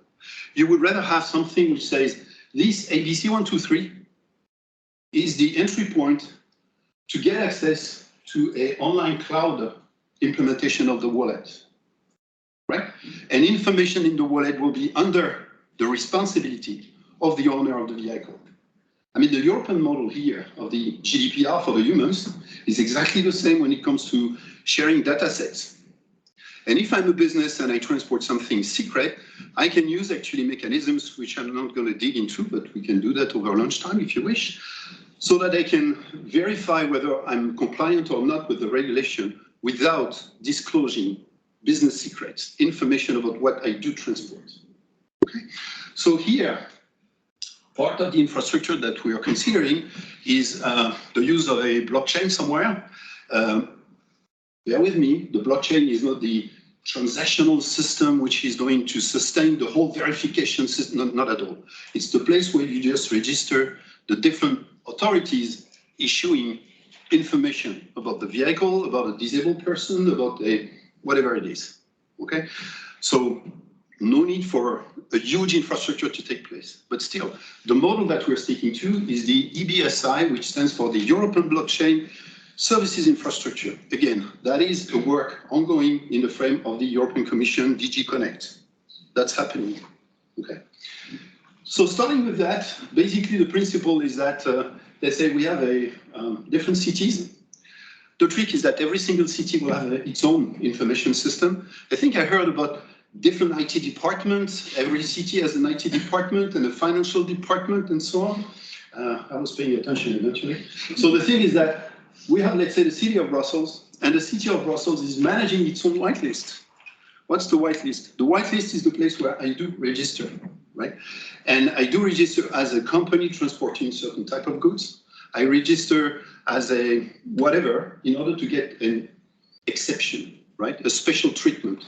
My vehicle is a diesel vehicle, unfortunately, but I'm a disabled person and I need that vehicle to get into the city, as we will see in a minute. So those things are local, and the applicable rules using the UVAR box standard, right? As soon as you guys make it a standard, of course. But basically, the idea is that I apply my rules for such and such vehicle, whether it's a local vehicle in Belgium for Brussels, or a foreign vehicle coming from somewhere else, like the XYZ 789 out of France. And the model is actually replicable for every single city, right? So there's no one central database. There's a way by which the truck here or the car over there may actually register on a general repository at a European level, so that the license plate is somewhere connected with the appropriate wallet, and that's it. Okay, then at the end of the day, that's almost all what these guys have to manage.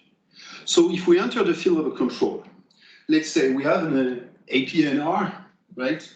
So that's automated plate number recognition, reading the license plate of the vehicle from the traffic flow. That information is then computed here, and the first work the information system of Brussels is going to manage is to verify whether that vehicle is supposed to be authorized, because it's known by the city itself, not at a European level. On a local basis, let's say the city has that's a truck, it's a diesel engine, but today's Tuesday, and Tuesday is the delivered day for the market. These guys are bringing vegetables, we should let them in. So they have a special permission for that. If these guys don't appear into this whitelist, then the second thing is that we look into the UVAR repository and connect to the wallet and get access to the information about the vehicle. And the information system in Brussels, or Paris, Lyon, Ghent, whatever, can actually verify whether the vehicle is entitled to drive through the city of Brussels and the low emission zone or not. But what about if these guys don't register? What if they don't register? That's why the UVAR should have been in the first place, but definitely I'm opening a connection here. Well, if these guys don't register, they don't have a wallet, they don't disclose information. Fair enough, we switch to the next game, which is okay, we use UVAR in order to learn about the information regarding the car and potentially find the owner of the car according to the information available through the UVAR network. But you'll hear about that in a few minutes. Things like the video is downloaded eventually. Yes. Okay, so you don't have to start a video. It's a general introduction of what the service does. And I hope the audio is going through.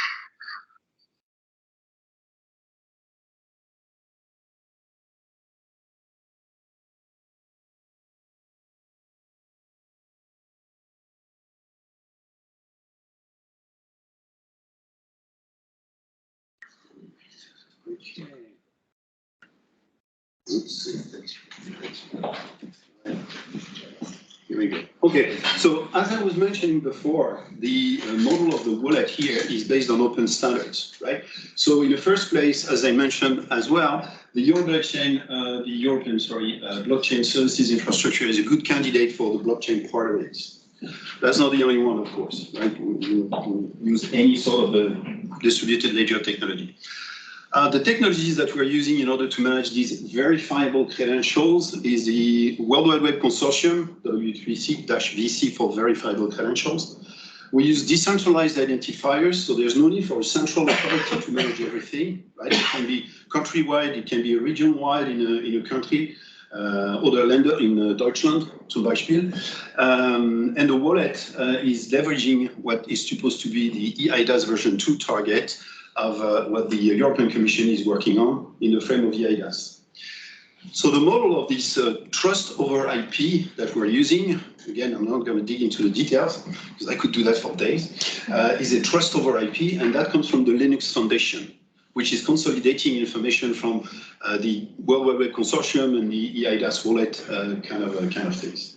And you will have on the slide where the link to the key things that I'm talking about. So as I mentioned, two different kind of verifications. In-person verification, right? So that's the one that would look like that from a officer standpoint. Let's say I got a mobile device, maybe logging in onto the device. In the frame of the different things I can verify from physical documents, like in the digital COVID certificate. You guys had this story of COVID certificate, right? Like everyone in Europe. So you know what I'm talking about. One is here, the low emission zone kind of control, which summarize into, okay, let's take a picture of the license plate, extract the data, and get the result in terms of, yes, this vehicle can be here. While the vehicle can be here, but you see, it's a diesel engine. So how is that possible, right? Well, here's the exception information, which was registered by the person who's been managing her personal registration, Carla, which you're going to see in a few seconds. In summary, that's the physical enforcement. And when it comes to the digital enforcement, two steps: take a picture with the camera or extract from the video feed of the traffic the information. Then the plate gives the authority access to the online cloud wallet, which brings information about the owner, the vehicle, the trailer, whatever the person is ready to share. Okay, so that might come to lots of details or just a strict minimum. Again, it's under what we call the holder in the system. The holder of the information is always the one in control of what's published. So there's no, the authority in whatever city is not entitled to ask for this information. I do choose to publish my information. It's a different mechanism, right? So we don't get into the same type of troubles at the end of the day. In a summary, the principles of the architecture are that we have the users, the issuers, the official state members or service providers issuing dematerialized verifiable credentials, which are the documents that get into the holder's hands. A holder is called an entity. An entity can be a human, it can be an organization, it can be an object. Whether the object is a vehicle, which is what we're interested in, or whether the object is an animal. From a legal standpoint, an animal is an object. Can you believe that? Okay, so it gets into the wallet, which here, in the case of the object, is an online wallet. So that's the UVAR wallet, in the hands of eventually the access for verifiers to control these kind of things. And that's the triangle of trust. If the verifiers need to know, thanks to the blockchain, who are the issuers of the information, and they are therefore able to manage any type of control, any type of analysis. One thing that we wanted to raise here as well is that the wallet is managing the credentials, the exceptions, apply the rules inside this UVAR wallet thing, and it needs to actually synchronize on a regular basis because the whitelist may change, and of course the dynamic applicable rules that are leveraging the UVAR box may change on a hourly basis, daily basis, half a day basis. We don't know, okay, but that's all possible. So that's the next video actually. Well, it should be the next video. No? Where's the next video then? Yeah, the 7 minutes. Oh, thanks a lot. Sorry. Just like usually. Come on. All right, so here I'm going to come with a commentary. Go ahead. Can you just start it? So that's the website interface for Carla to register. So that's a interface which is available on the mobile device as well. We just saw what she sees after a control. But basically, she might register a vehicle and then specifically obtain an exemption because she's disabled, as a first example. So we choose here to get like a basic interface, like, okay, those are the different cities that are enrolled, that are using the platform. Oops. Thank you. You may download the mobile app if you want to use the mobile app, either from a registration standpoint or for you to get information about the fact that you've been controlled, for example. Here we are going to stick to the old-fashioned way of managing things via a website, right? That'll be more fun actually out of a mobile. So the registration of the vehicle starts with the creation of an account for a person, right? She might be using an existing digital ID system such as the France Connect One or whatever exists in your country in order to verify that's the right person from a legal standpoint. Then from there we have a Carla Jeanne Frédéric Johnny registered, and she can actually move forward to the UVAR wallet. You can see on the top right-hand side of the video, now she's identified as a person, thanks to the digital ID coming from whatever country. And she can now start registering the vehicle. This registration can go, the old-fashioned way, which is what we registered here, or the brand new way, right? So, as I mentioned before, you may actually have a self-sovereign identity wallet in the frame of the ADAS version 2. Should that be the case, you just have to click on that one. You will receive the demand for certain kind of information, and you say yes or no, and that's it. Okay. Here, because Carla doesn't already have that sort of a advanced technology wallet, she's going to go through the old-fashioned way of importing a document. What's the difference between the two? Well, if it was an SSI wallet with verifiable credentials about the vehicle, it means that instead of a picture of my driving license or my identity documents or the information about the vehicle, it will be an officially issued document, sealed and secure, coming straight from the member states, issuance organizations or agencies, right? So here, old-fashioned way, she will have to actually scan the different documents front and back, upload the information by selecting the right file. The information will then be deciphered from the visual standpoint, and get extracted information out of that to fill the wallet with this information. Again, should she have a SSI wallet from a personal standpoint, she got those different documents, one click, done, and verified and verifiable, straight from the government. Right, so the system is eventually extracting the information. And once it's done, of course, we got to go through it in order to check the information. So it's a BA168HF for the license plate. It's a diesel engine which corresponds to Euro 3 level of emission. The personal information is available there. And if she wants to register the information, she will have to specifically say, I agree to share this information. So that's a consent management from a GDPR standpoint, which is taking place here for the vehicle. Then we'll get into the what about your disability as a justification for you to drive through this specific area. Okay, now we have registered the vehicle. And of course, as a result, she will be able to, of course, download the mobile application. It's one more ad. But basically, she will have access to a map where she can see the different cities where her vehicle is welcome or not welcome. And bear with me, she's interested in getting to the opera in Brussels, right? So in France, that's kind of okay, but not everywhere as far as the current regulation. When it comes to Brussels, unfortunately, that's not the case, right? She clicks on this one, and she will have to actually realize that there's a need for more than just registering the vehicle to check that she's not entitled, not allowed to drive through Brussels. Right. So next stage is if I add an exemption that justifies the fact that I need to get there, then that's what she's going to do. And again, she might use a self-sovereign identity wallet in order to present the different documents about her disability and the fact she's a person that can't move without a car, basically. So those are the kind of documents that she might be selecting and providing as a justification. Of course, the parking card for disabled people is at least one that should be recognized across Europe. If it was the case, I'd be more than happy. I can tell you it's not the case, right? But the European regulation for disabled people, heard about that today. Should she have a wallet, then the information about her disability verified by the government will be there, okay, and verifiable. Here, we stick to the old-fashioned front side and back side of the disability card, importing as a picture in terms of a document. And here we go, front document, back document, okay, one click away. So should actually Carla use the mobile device, the benefit will be that she doesn't have to scan the document. She might be using the camera of the mobile phone, take a picture of the camera, and that's it. So that's why it's kind of easier, but we do not expect everyone to have a mobile device, a smartphone, those kind of things. Okay, the back of the document is loading. Then the information will be extracted.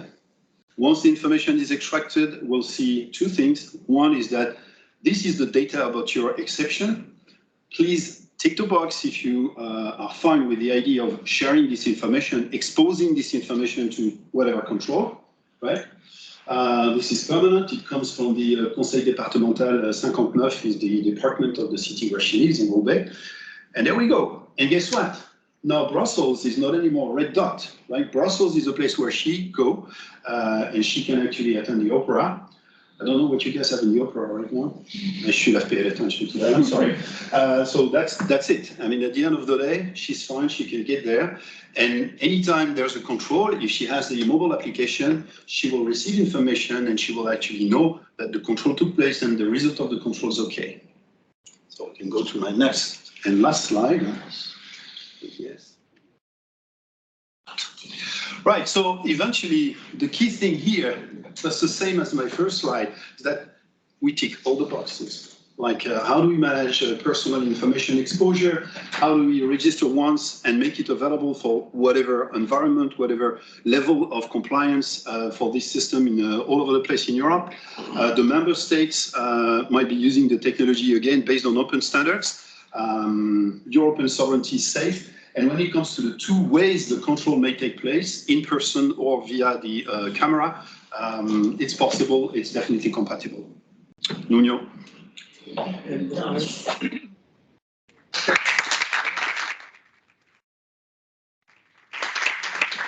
Frederick, you got the first applause of the day. So. There's already online questions, I guess. May I ask if there's any questions for Frederick for now before we can now pass to the There's in the chat, I guess. Yeah. Ian? Yeah, thanks. So the way you presented it is kind of either yes you can or no you can't get into the zone.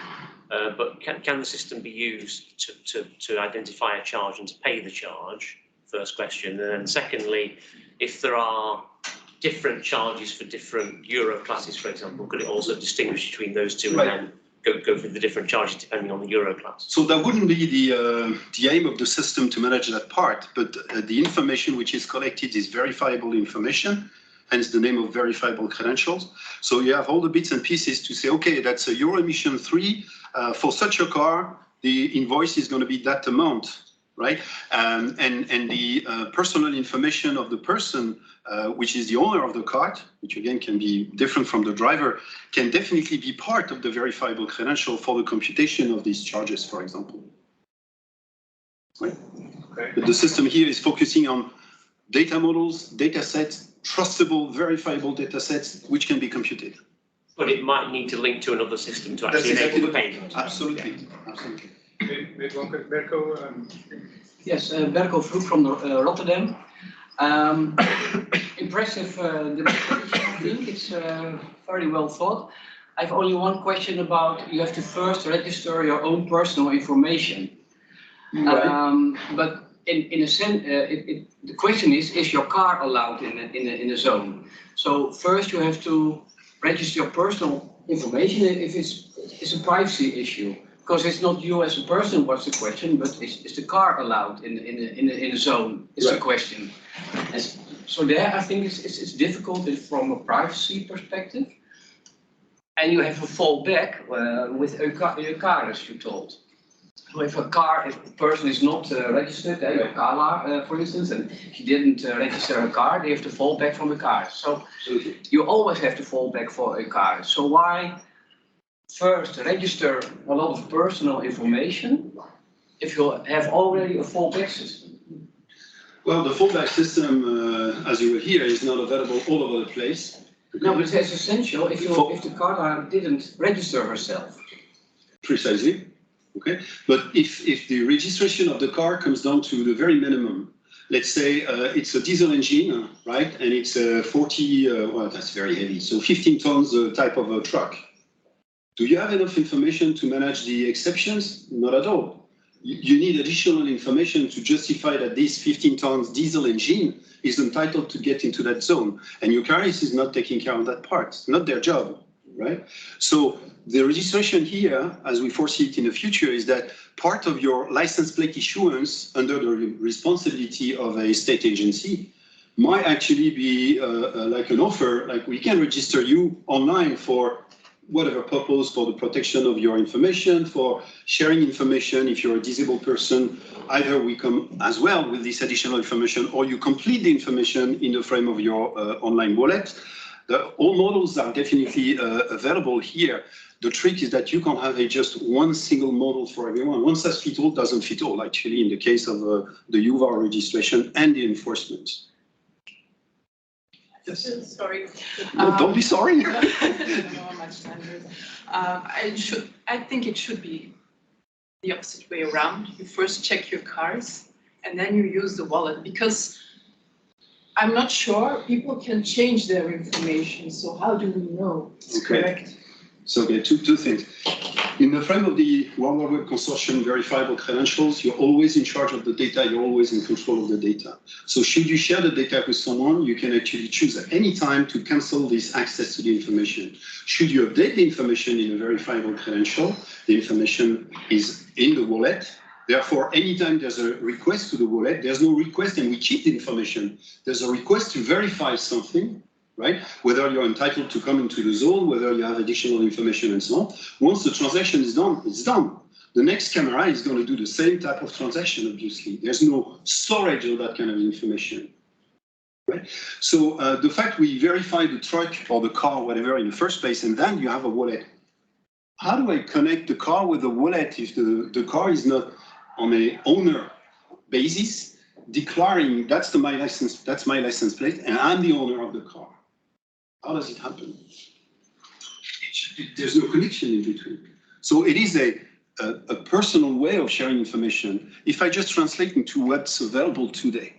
Today, if you are requested, whoever is the authority, to share information, I got information like my banking information or my transport information or my medical care information in my wallet. And once I'm requested, I give away or not the information. The way I give away the information today is that you have all in one. If I give you my national ID card, I can prove I'm an adult, or I'm supposed to be an adult. But the thing is that in reality, I give you my name, my birth location, my birth date, everything, which is not the initial question. Those mechanisms for the protection of personal information are definitely by design part of this technology. So the key thing is that I decide to share the information or not, like I do today, plus every single piece of every single field of my national ID card, for example, or my disability card is under my control. So we can come to the conclusion, you are a disabled person without knowing you're disabled from I don't know, whatever sickness you have or whatever disability you have. All of that is part of what you control, again. But that has to be your choice to share or not. Yes, but I can say I have a Euro 6, actually I have a Euro 4. No, that's the point, because even the information, but in the frame of the registration, I provide the documents about my vehicle. Today, those documents are pictures. What's the value of pictures? I work 5 years with Adobe systems. We can do things with Photoshop you don't even imagine. Okay, but I'm not with these guys anymore, thanks God. But what I'm saying is that the image doesn't have a value. Tomorrow, with the European wallet you're going to have, the information will be coming straight from the national whatever agency, And this information will be sealed and verifiable. So at the time I declared information, I cannot pretend to have a Euro 4 if my car is a Euro 6, and that's the state saying so. That's the information. Yes, if you have that connection, that's. This is coming. The point That's that's the point. necessary. This is coming. So it goes a little about the data source and how the Absolutely. quality of it and the setting. I have one question from the online, which is, what about if you are talking about a system like in the Netherlands that there's no registration either? What's the benefit of this system nowadays already? Well, the benefit is that it's under the human's control at the end of the day, or the organization's control.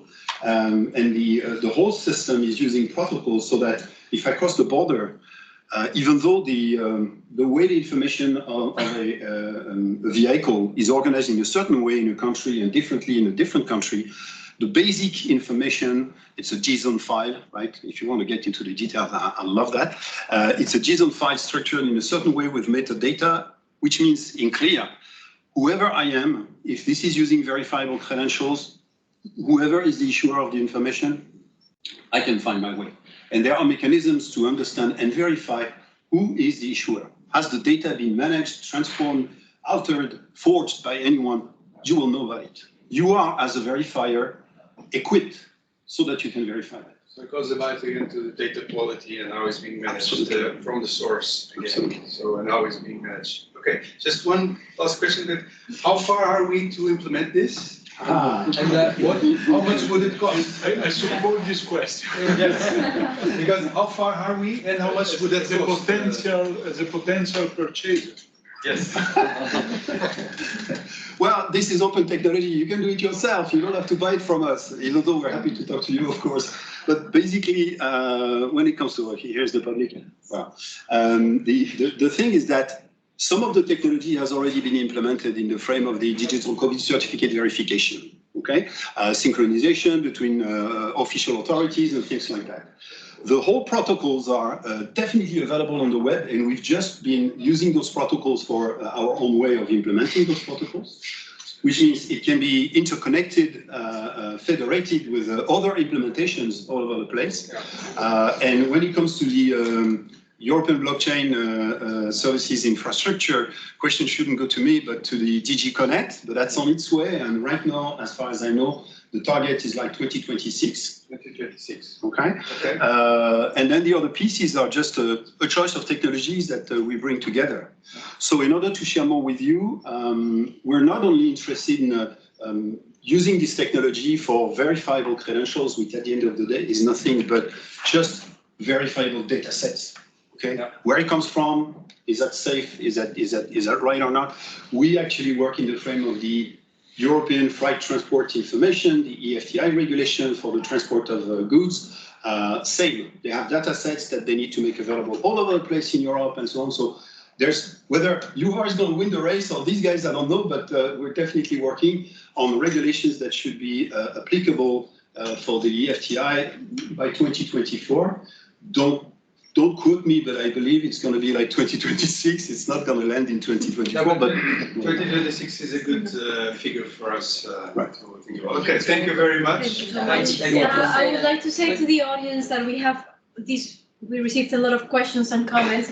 We will make sure that Frederick receives those comments and we will share with all of you the answers. So yeah, thank you. Some of the questions are also related with the other authority center model, which we have an example also from Eucaris, which is something that is already in place. Now, thank you, Frederick. You're welcome. Thank you. Thanks for listening. Just to answer partly your question, I mean, of course, we are not asleep, but looking at what is existing, we could implement something within 18 months. 18 months, yeah. Provided that the API openness is the same also from the bottom side. Yeah. So now we would go back to where we were in our program. We were supposed to present first the Eucaris, and that's what we're going to do now. We've mentioned already a couple of times Eucaris. It's something that is already in place. And we have a first introductory film, a very short one, to it also for a more detailed description of Eucaris. Thank you.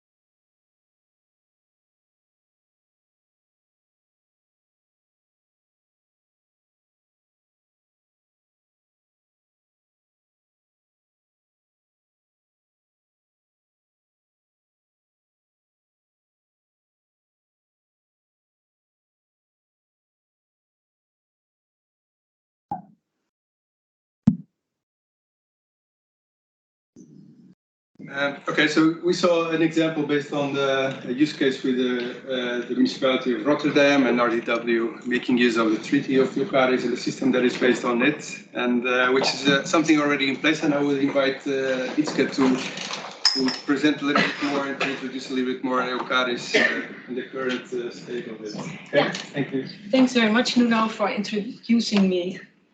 And thanks very much for the possibility to be in here. The case you just saw was a Dutch case between especially Rotterdam and the city of Antwerp. And as already said before, it is the national constitution that makes it very difficult. It is not a cross-border information exchange that is really difficult because it's already there, but it's on a national level that every country is different, and that it is difficult to sort out which kind of connections you have to make, which kind of stakeholders you have on a national level. So the national part I will not discuss now, but I would like to tell you a little bit more about, a little bit basic details of what UCARIS is. I think not everybody knows what UCARIS is. I will try to make it fast. My name is Itzke Dijkstra. I work for the RDW, the Dutch Vehicle Registration Authority, and I'm also appointed by the UCARIS connected countries as Secretariat of UCARIS. And as a Secretariat, I would like to tell you a little bit more of what UCARIS is, why we have it, where it is, and how it works. It's a European information exchange platform for mobility and transport-related data between registration authorities, and it's strictly non-profit. It is between registration authorities. The data exchange that is currently taking place is always based on legislation.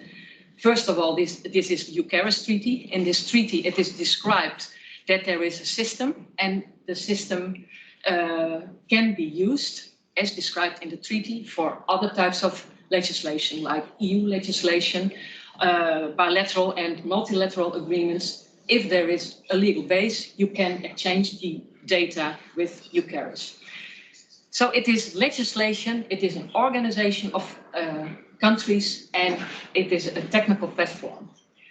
How it is governed, the highest authority is the General Assembly. All connected UCARIS countries are represented in this General Assembly, one country, one vote. There is a chairman chosen every 3 years, and special tasks are being executed via the so-called nominated parties. First of all, the depository of the UCARIS Treaty is Luxembourg. The IT of the system is handled by RDW, by the Netherlands, and also the Secretariat for 3 years, and we can be reappointed. All these things are described in the UCARIS Treaty and its underlying rules of procedure. The original objective of UCARIS was, in the early 90s already, the prevention of fraud and crime related to import and export of stolen vehicles. That was the basis when the European Union was opening up. Stolen cars could go quite quickly, and that's why UCARIS came into place. First, cooperation of 5 countries. Nowadays, all 27 plus the EEA, ETR countries. And UCARIS is not only exchanging vehicle and driving license information, but other types of mobility and transport related data. How does it work? All EU member states are connected currently via the TESTA network of the European Commission. And the messages exchanged via UCARIS are transported over this TESTA physical network.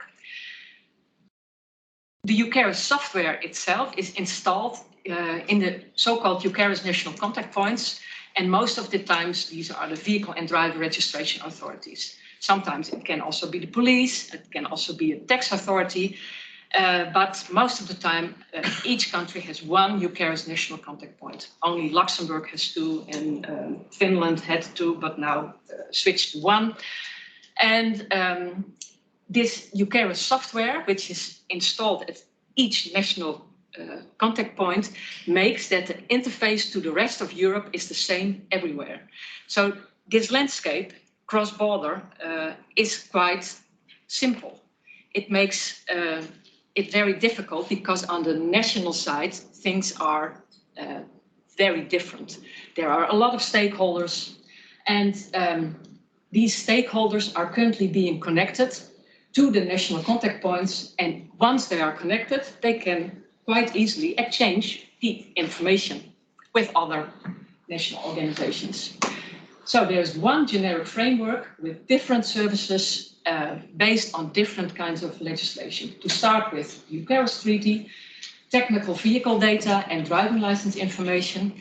Then in 2006, we connected a lot of countries based on the Prüm Council decisions. That is a police regulation with all 27 countries now involved. Then there are several bilateral treaties that make use of UCARES.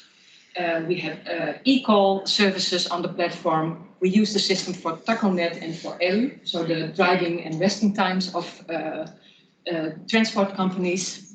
ResFair is the exchange of driving license data based on the third driving license directive. Then, very important, the CBE directive, based on this directive, vehicle owner holder and technical data is being exchanged. And the same modules are more or less copied, but for tax legislation and also for the AATS, the tolls legislation. And all 27 countries are currently connected for these kind of legislation and exchange vehicle owner holder data and also technical data. Motor Insurance Directive, COC and type approval data is being exchanged, and especially the COC data is technical data. It's birth certificate of a car that can be used by a vehicle registration authority to feed its vehicle register. And when this information is kept actual, then you have a very good base to also exchange this technical vehicle information that can also be exchanged based on the UCARES Treaty. RSI PTI, that's another service component of UCARES, and in future there can be more because it's a variant. The model is the same by the national contact points, but you can exchange any kind of data you want. A little bit, of course, in the transport and mobility domain. Currently, UCARES is used by 41 connections in 36 countries, and there are, of course, a lot of interest of Balkan countries, the USA, Australia, New Zealand, and Africa, and we are currently looking into especially the legal possibilities to connect those kind of countries outside the regular UCARES platform. But for today, this is not really interesting because it's all about environmental zones today. It is a two-step process. This was already discussed before. Step one, the exchange of technical vehicle data and to determine the vehicle characteristics and to signal whether or not there is an infringement. In step two, the actual infringement is being executed via the exchange of vehicle owner holder information. For both steps, the technical exchange is already there.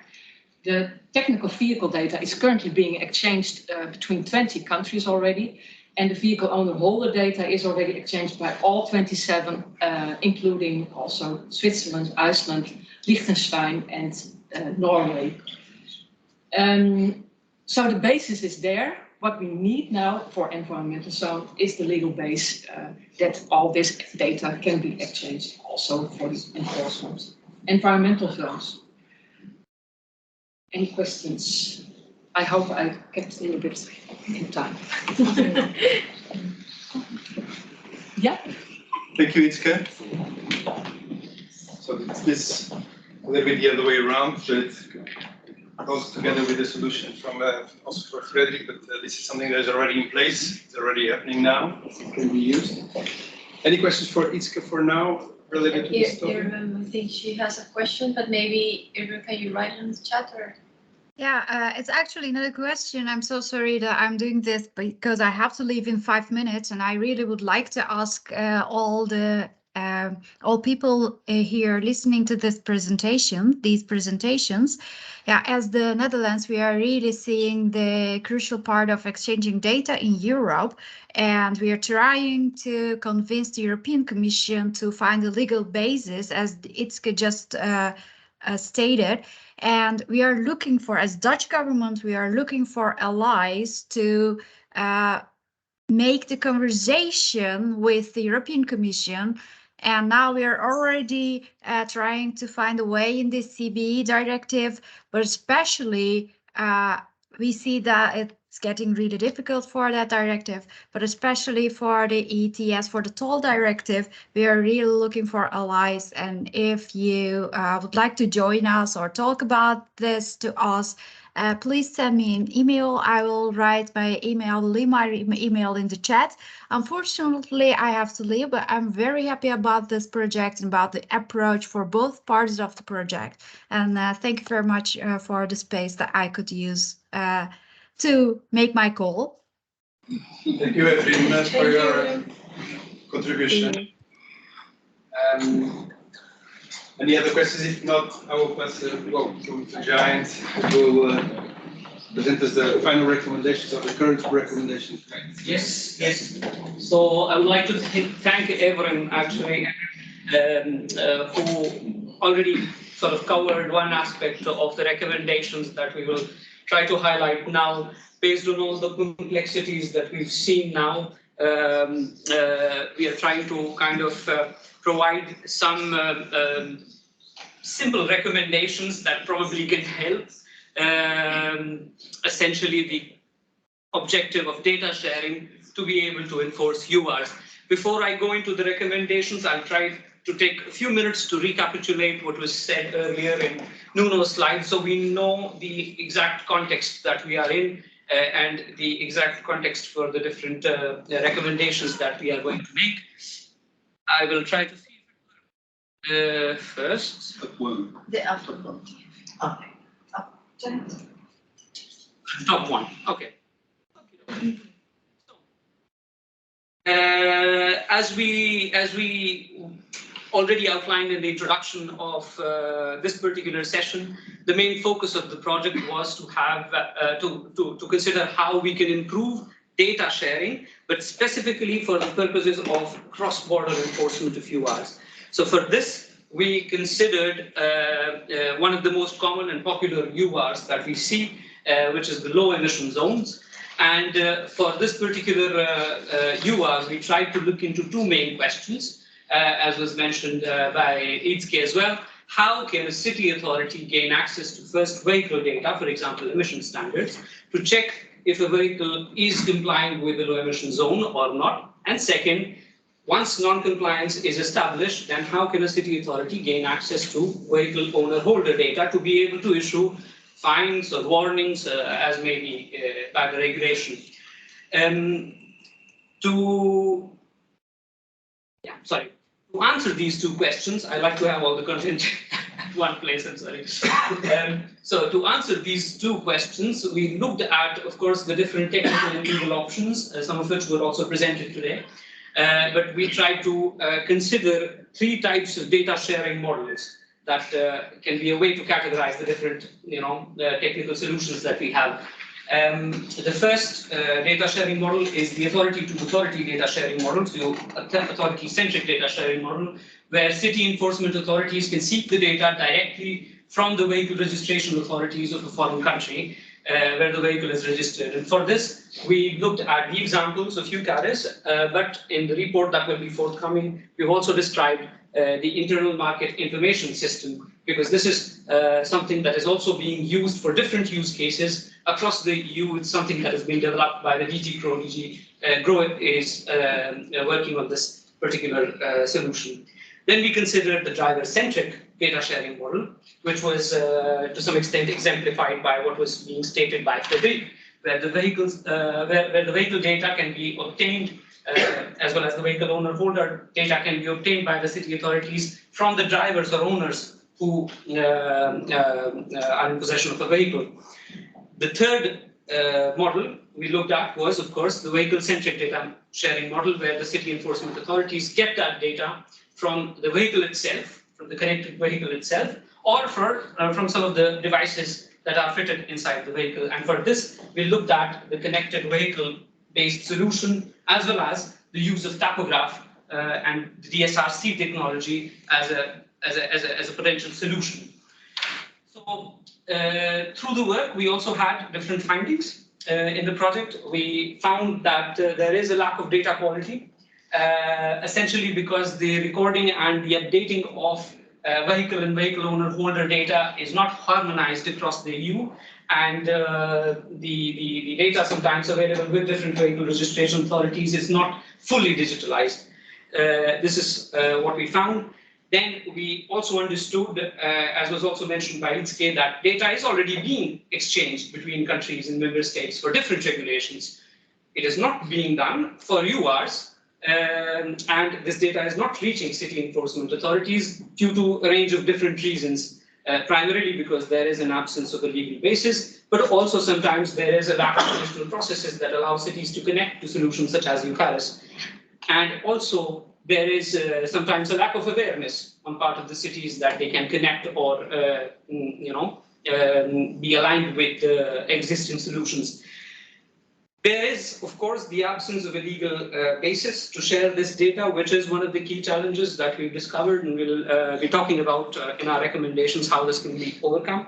And then there is also a lack of harmony on how data is categorized, whether it is considered to be sensitive or not. Some countries, for example, the Netherlands, consider vehicle data to be open data, while this is not the case for many other countries and member states. So these are some of the discoveries that we made. Now, with this context, I'll probably jump quickly to the recommendations that we have. I've tried to put the recommendations into 3 main recommendations, and for each recommendation, we have some suggested actions that can help achieve that particular recommendation. So our first recommendation is, in fact, to strengthen the authority-to-authority data sharing. It's a quite comprehensive approach to enforce different regulations, including also UVARs, because it doesn't require registration. So this approach needs to be looked at seriously when it comes to enforcing UVARs as well. But there are some suggested actions to strengthen this approach. First being that the data quality needs to be improved. So there has to be the data that has to be available with different vehicle registration authorities needs to be harmonized. It needs to be fully digitalized. There is an ongoing initiative to revise a directive which I've reflected here. I don't know how the pointer works, but you can see Directive 199/37 under the roadworthiness package. It's in the middle. In the middle. Ah, okay. Remote people don't see you pointing at the screen. Yeah. So it's better if you say where the information is So located. in the second bullet point, you see the Directive 199 is the one which is in the process of being updated at the moment. The good thing about this directive is that in the revision process, they are talking about fully digitalizing the data that is available with different vehicle registration authorities, and also harmonizing how this data is recorded and updated. So to be considered as a suggested action for enforcing authority-to-authority data sharing. Then, for establishing an EU legal basis is another suggested action from our side, that of course there is the need to have a very clear legal basis that would allow the exchange of data between member states, specifically for the purposes of UR enforcement, because this is not covered. Data can be exchanged, as I said, between member states for all sorts of reasons. Different regulations exist, but not for UR enforcement, so this needs to be specified. But for doing this, there are different options available, and we have tried to list some of them here, but then we've also tried to provide greater details in the reports that will be forthcoming as a part of this project. The first one, as a part of this suggested action we've listed, is the CBE directive, which was also mentioned by Evren just now. It is the basis for exchanging data between member states currently for several traffic offences, but URs are not covered. The regulation, or this particular directive, also talks about ex post data sharing. This is something which is important to consider, that after an offense is committed, the data can be shared, while in case of UR, sometimes the data may be needed ex ante. So as to establish whether there is a violation or not. So the scope would need to be extended also to allow this ex ante data sharing. If the CVE directive has difficulties and cannot be changed for some reason, the other option can be the EETS directive, which is very interesting because it already covers certain URs at the moment, especially the fee-based UR schemes can, in our view, already be addressed and data can be shared for those particular URs via UCARIS for the purposes of enforcing URs, but fine-based URs are not covered. So the scope could be extended. It is a very good option because next year I think the Commission has to prepare certain reports. The directive specifically makes a reference to urban vehicle access regulations, so needs to be considered seriously. The single digital gateway regulation could be another option. Here, UR enforcement could potentially be added as a procedure for which evidence can be exchanged between member states, so to be looked at as well. And then there are some climate action regulations which currently are allowing member states as well as the Commission to collect data related to the emissions of all the vehicles. That needs to be considered seriously as well because this data for the moment is being used only for monitoring CO2 emissions. Probably it would be possible to also extend the use of this data for the purposes of enforcing URs. So to be looked at seriously. So this is our suggested second suggested action for strengthening the authority-to-authority data sharing. Then our third suggested action would be, of course, to inform cities about UCARIS. Not all cities are aware about how to connect to UCARIS, and sometimes there can be national procedures that can sort of limit this process. But there are certain cities that we came across in our studies. I can probably name them. There's Barcelona and Verona, and Nuno can correct me if I'm wrong there, who use currently UCARIS. So I think the practices from those countries, they need to be used as a guidance for other cities on how they can connect to UCARIS. And our last suggested action to enforce authority-to-authority data sharing would be to also explore the use of the internal market information system.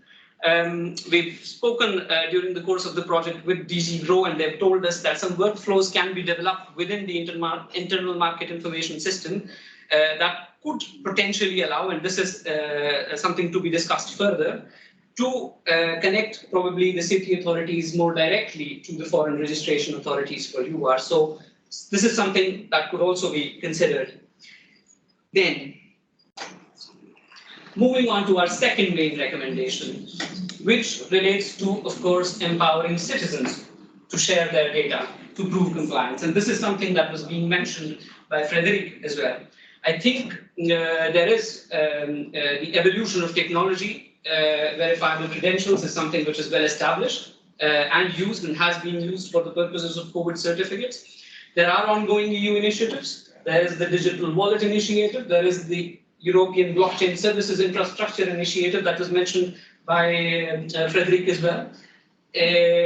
All of these have been used during the COVID pandemic, all these technologies, and can also be leveraged in the context of URs to allow citizens to be able to share the data that they need to prove that they are compliant.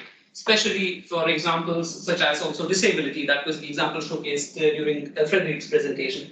So this is something that could complement the authority-to-authority data sharing, because there could be a reduce in terms of the burden that the authority-to-authority data sharing has, and only non-compliant vehicles that are detected out of this process can then be checked using the UCARIS model. So something that we would recommend to empower citizens to share the data to prove compliance. Certain suggested actions there as well.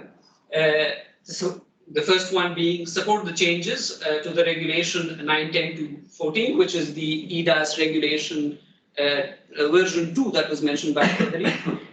This will result in the introduction of the EU digital wallets and would solve the problem that was being mentioned by Antwerp earlier, where it will allow people to have the information verifiable and directly from the authority that issued that information. So this needs to be supported.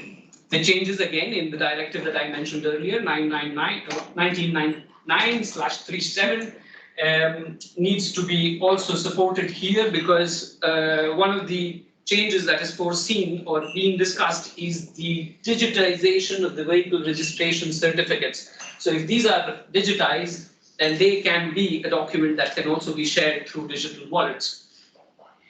Third suggested action here is to, of course, leverage the provisions of single digital gateway regulation. This is basically providing a basis for the Commission to explore certain solutions that will allow citizens to share data for cross-border procedures. So that needs to be looked at as well.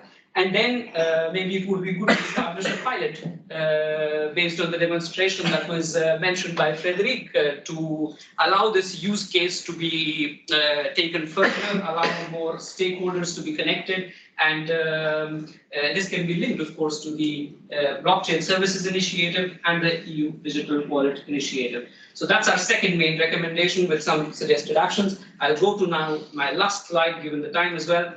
The last slide is in terms of, again, using the vehicle connectivity and the evolution of devices within vehicles. This is something that we are seeing. There is an increasing connectivity of vehicles that is now very visible to us, and also the devices such as tachographs that have been conventionally used within the vehicles, they are also evolving. So they offer an opportunity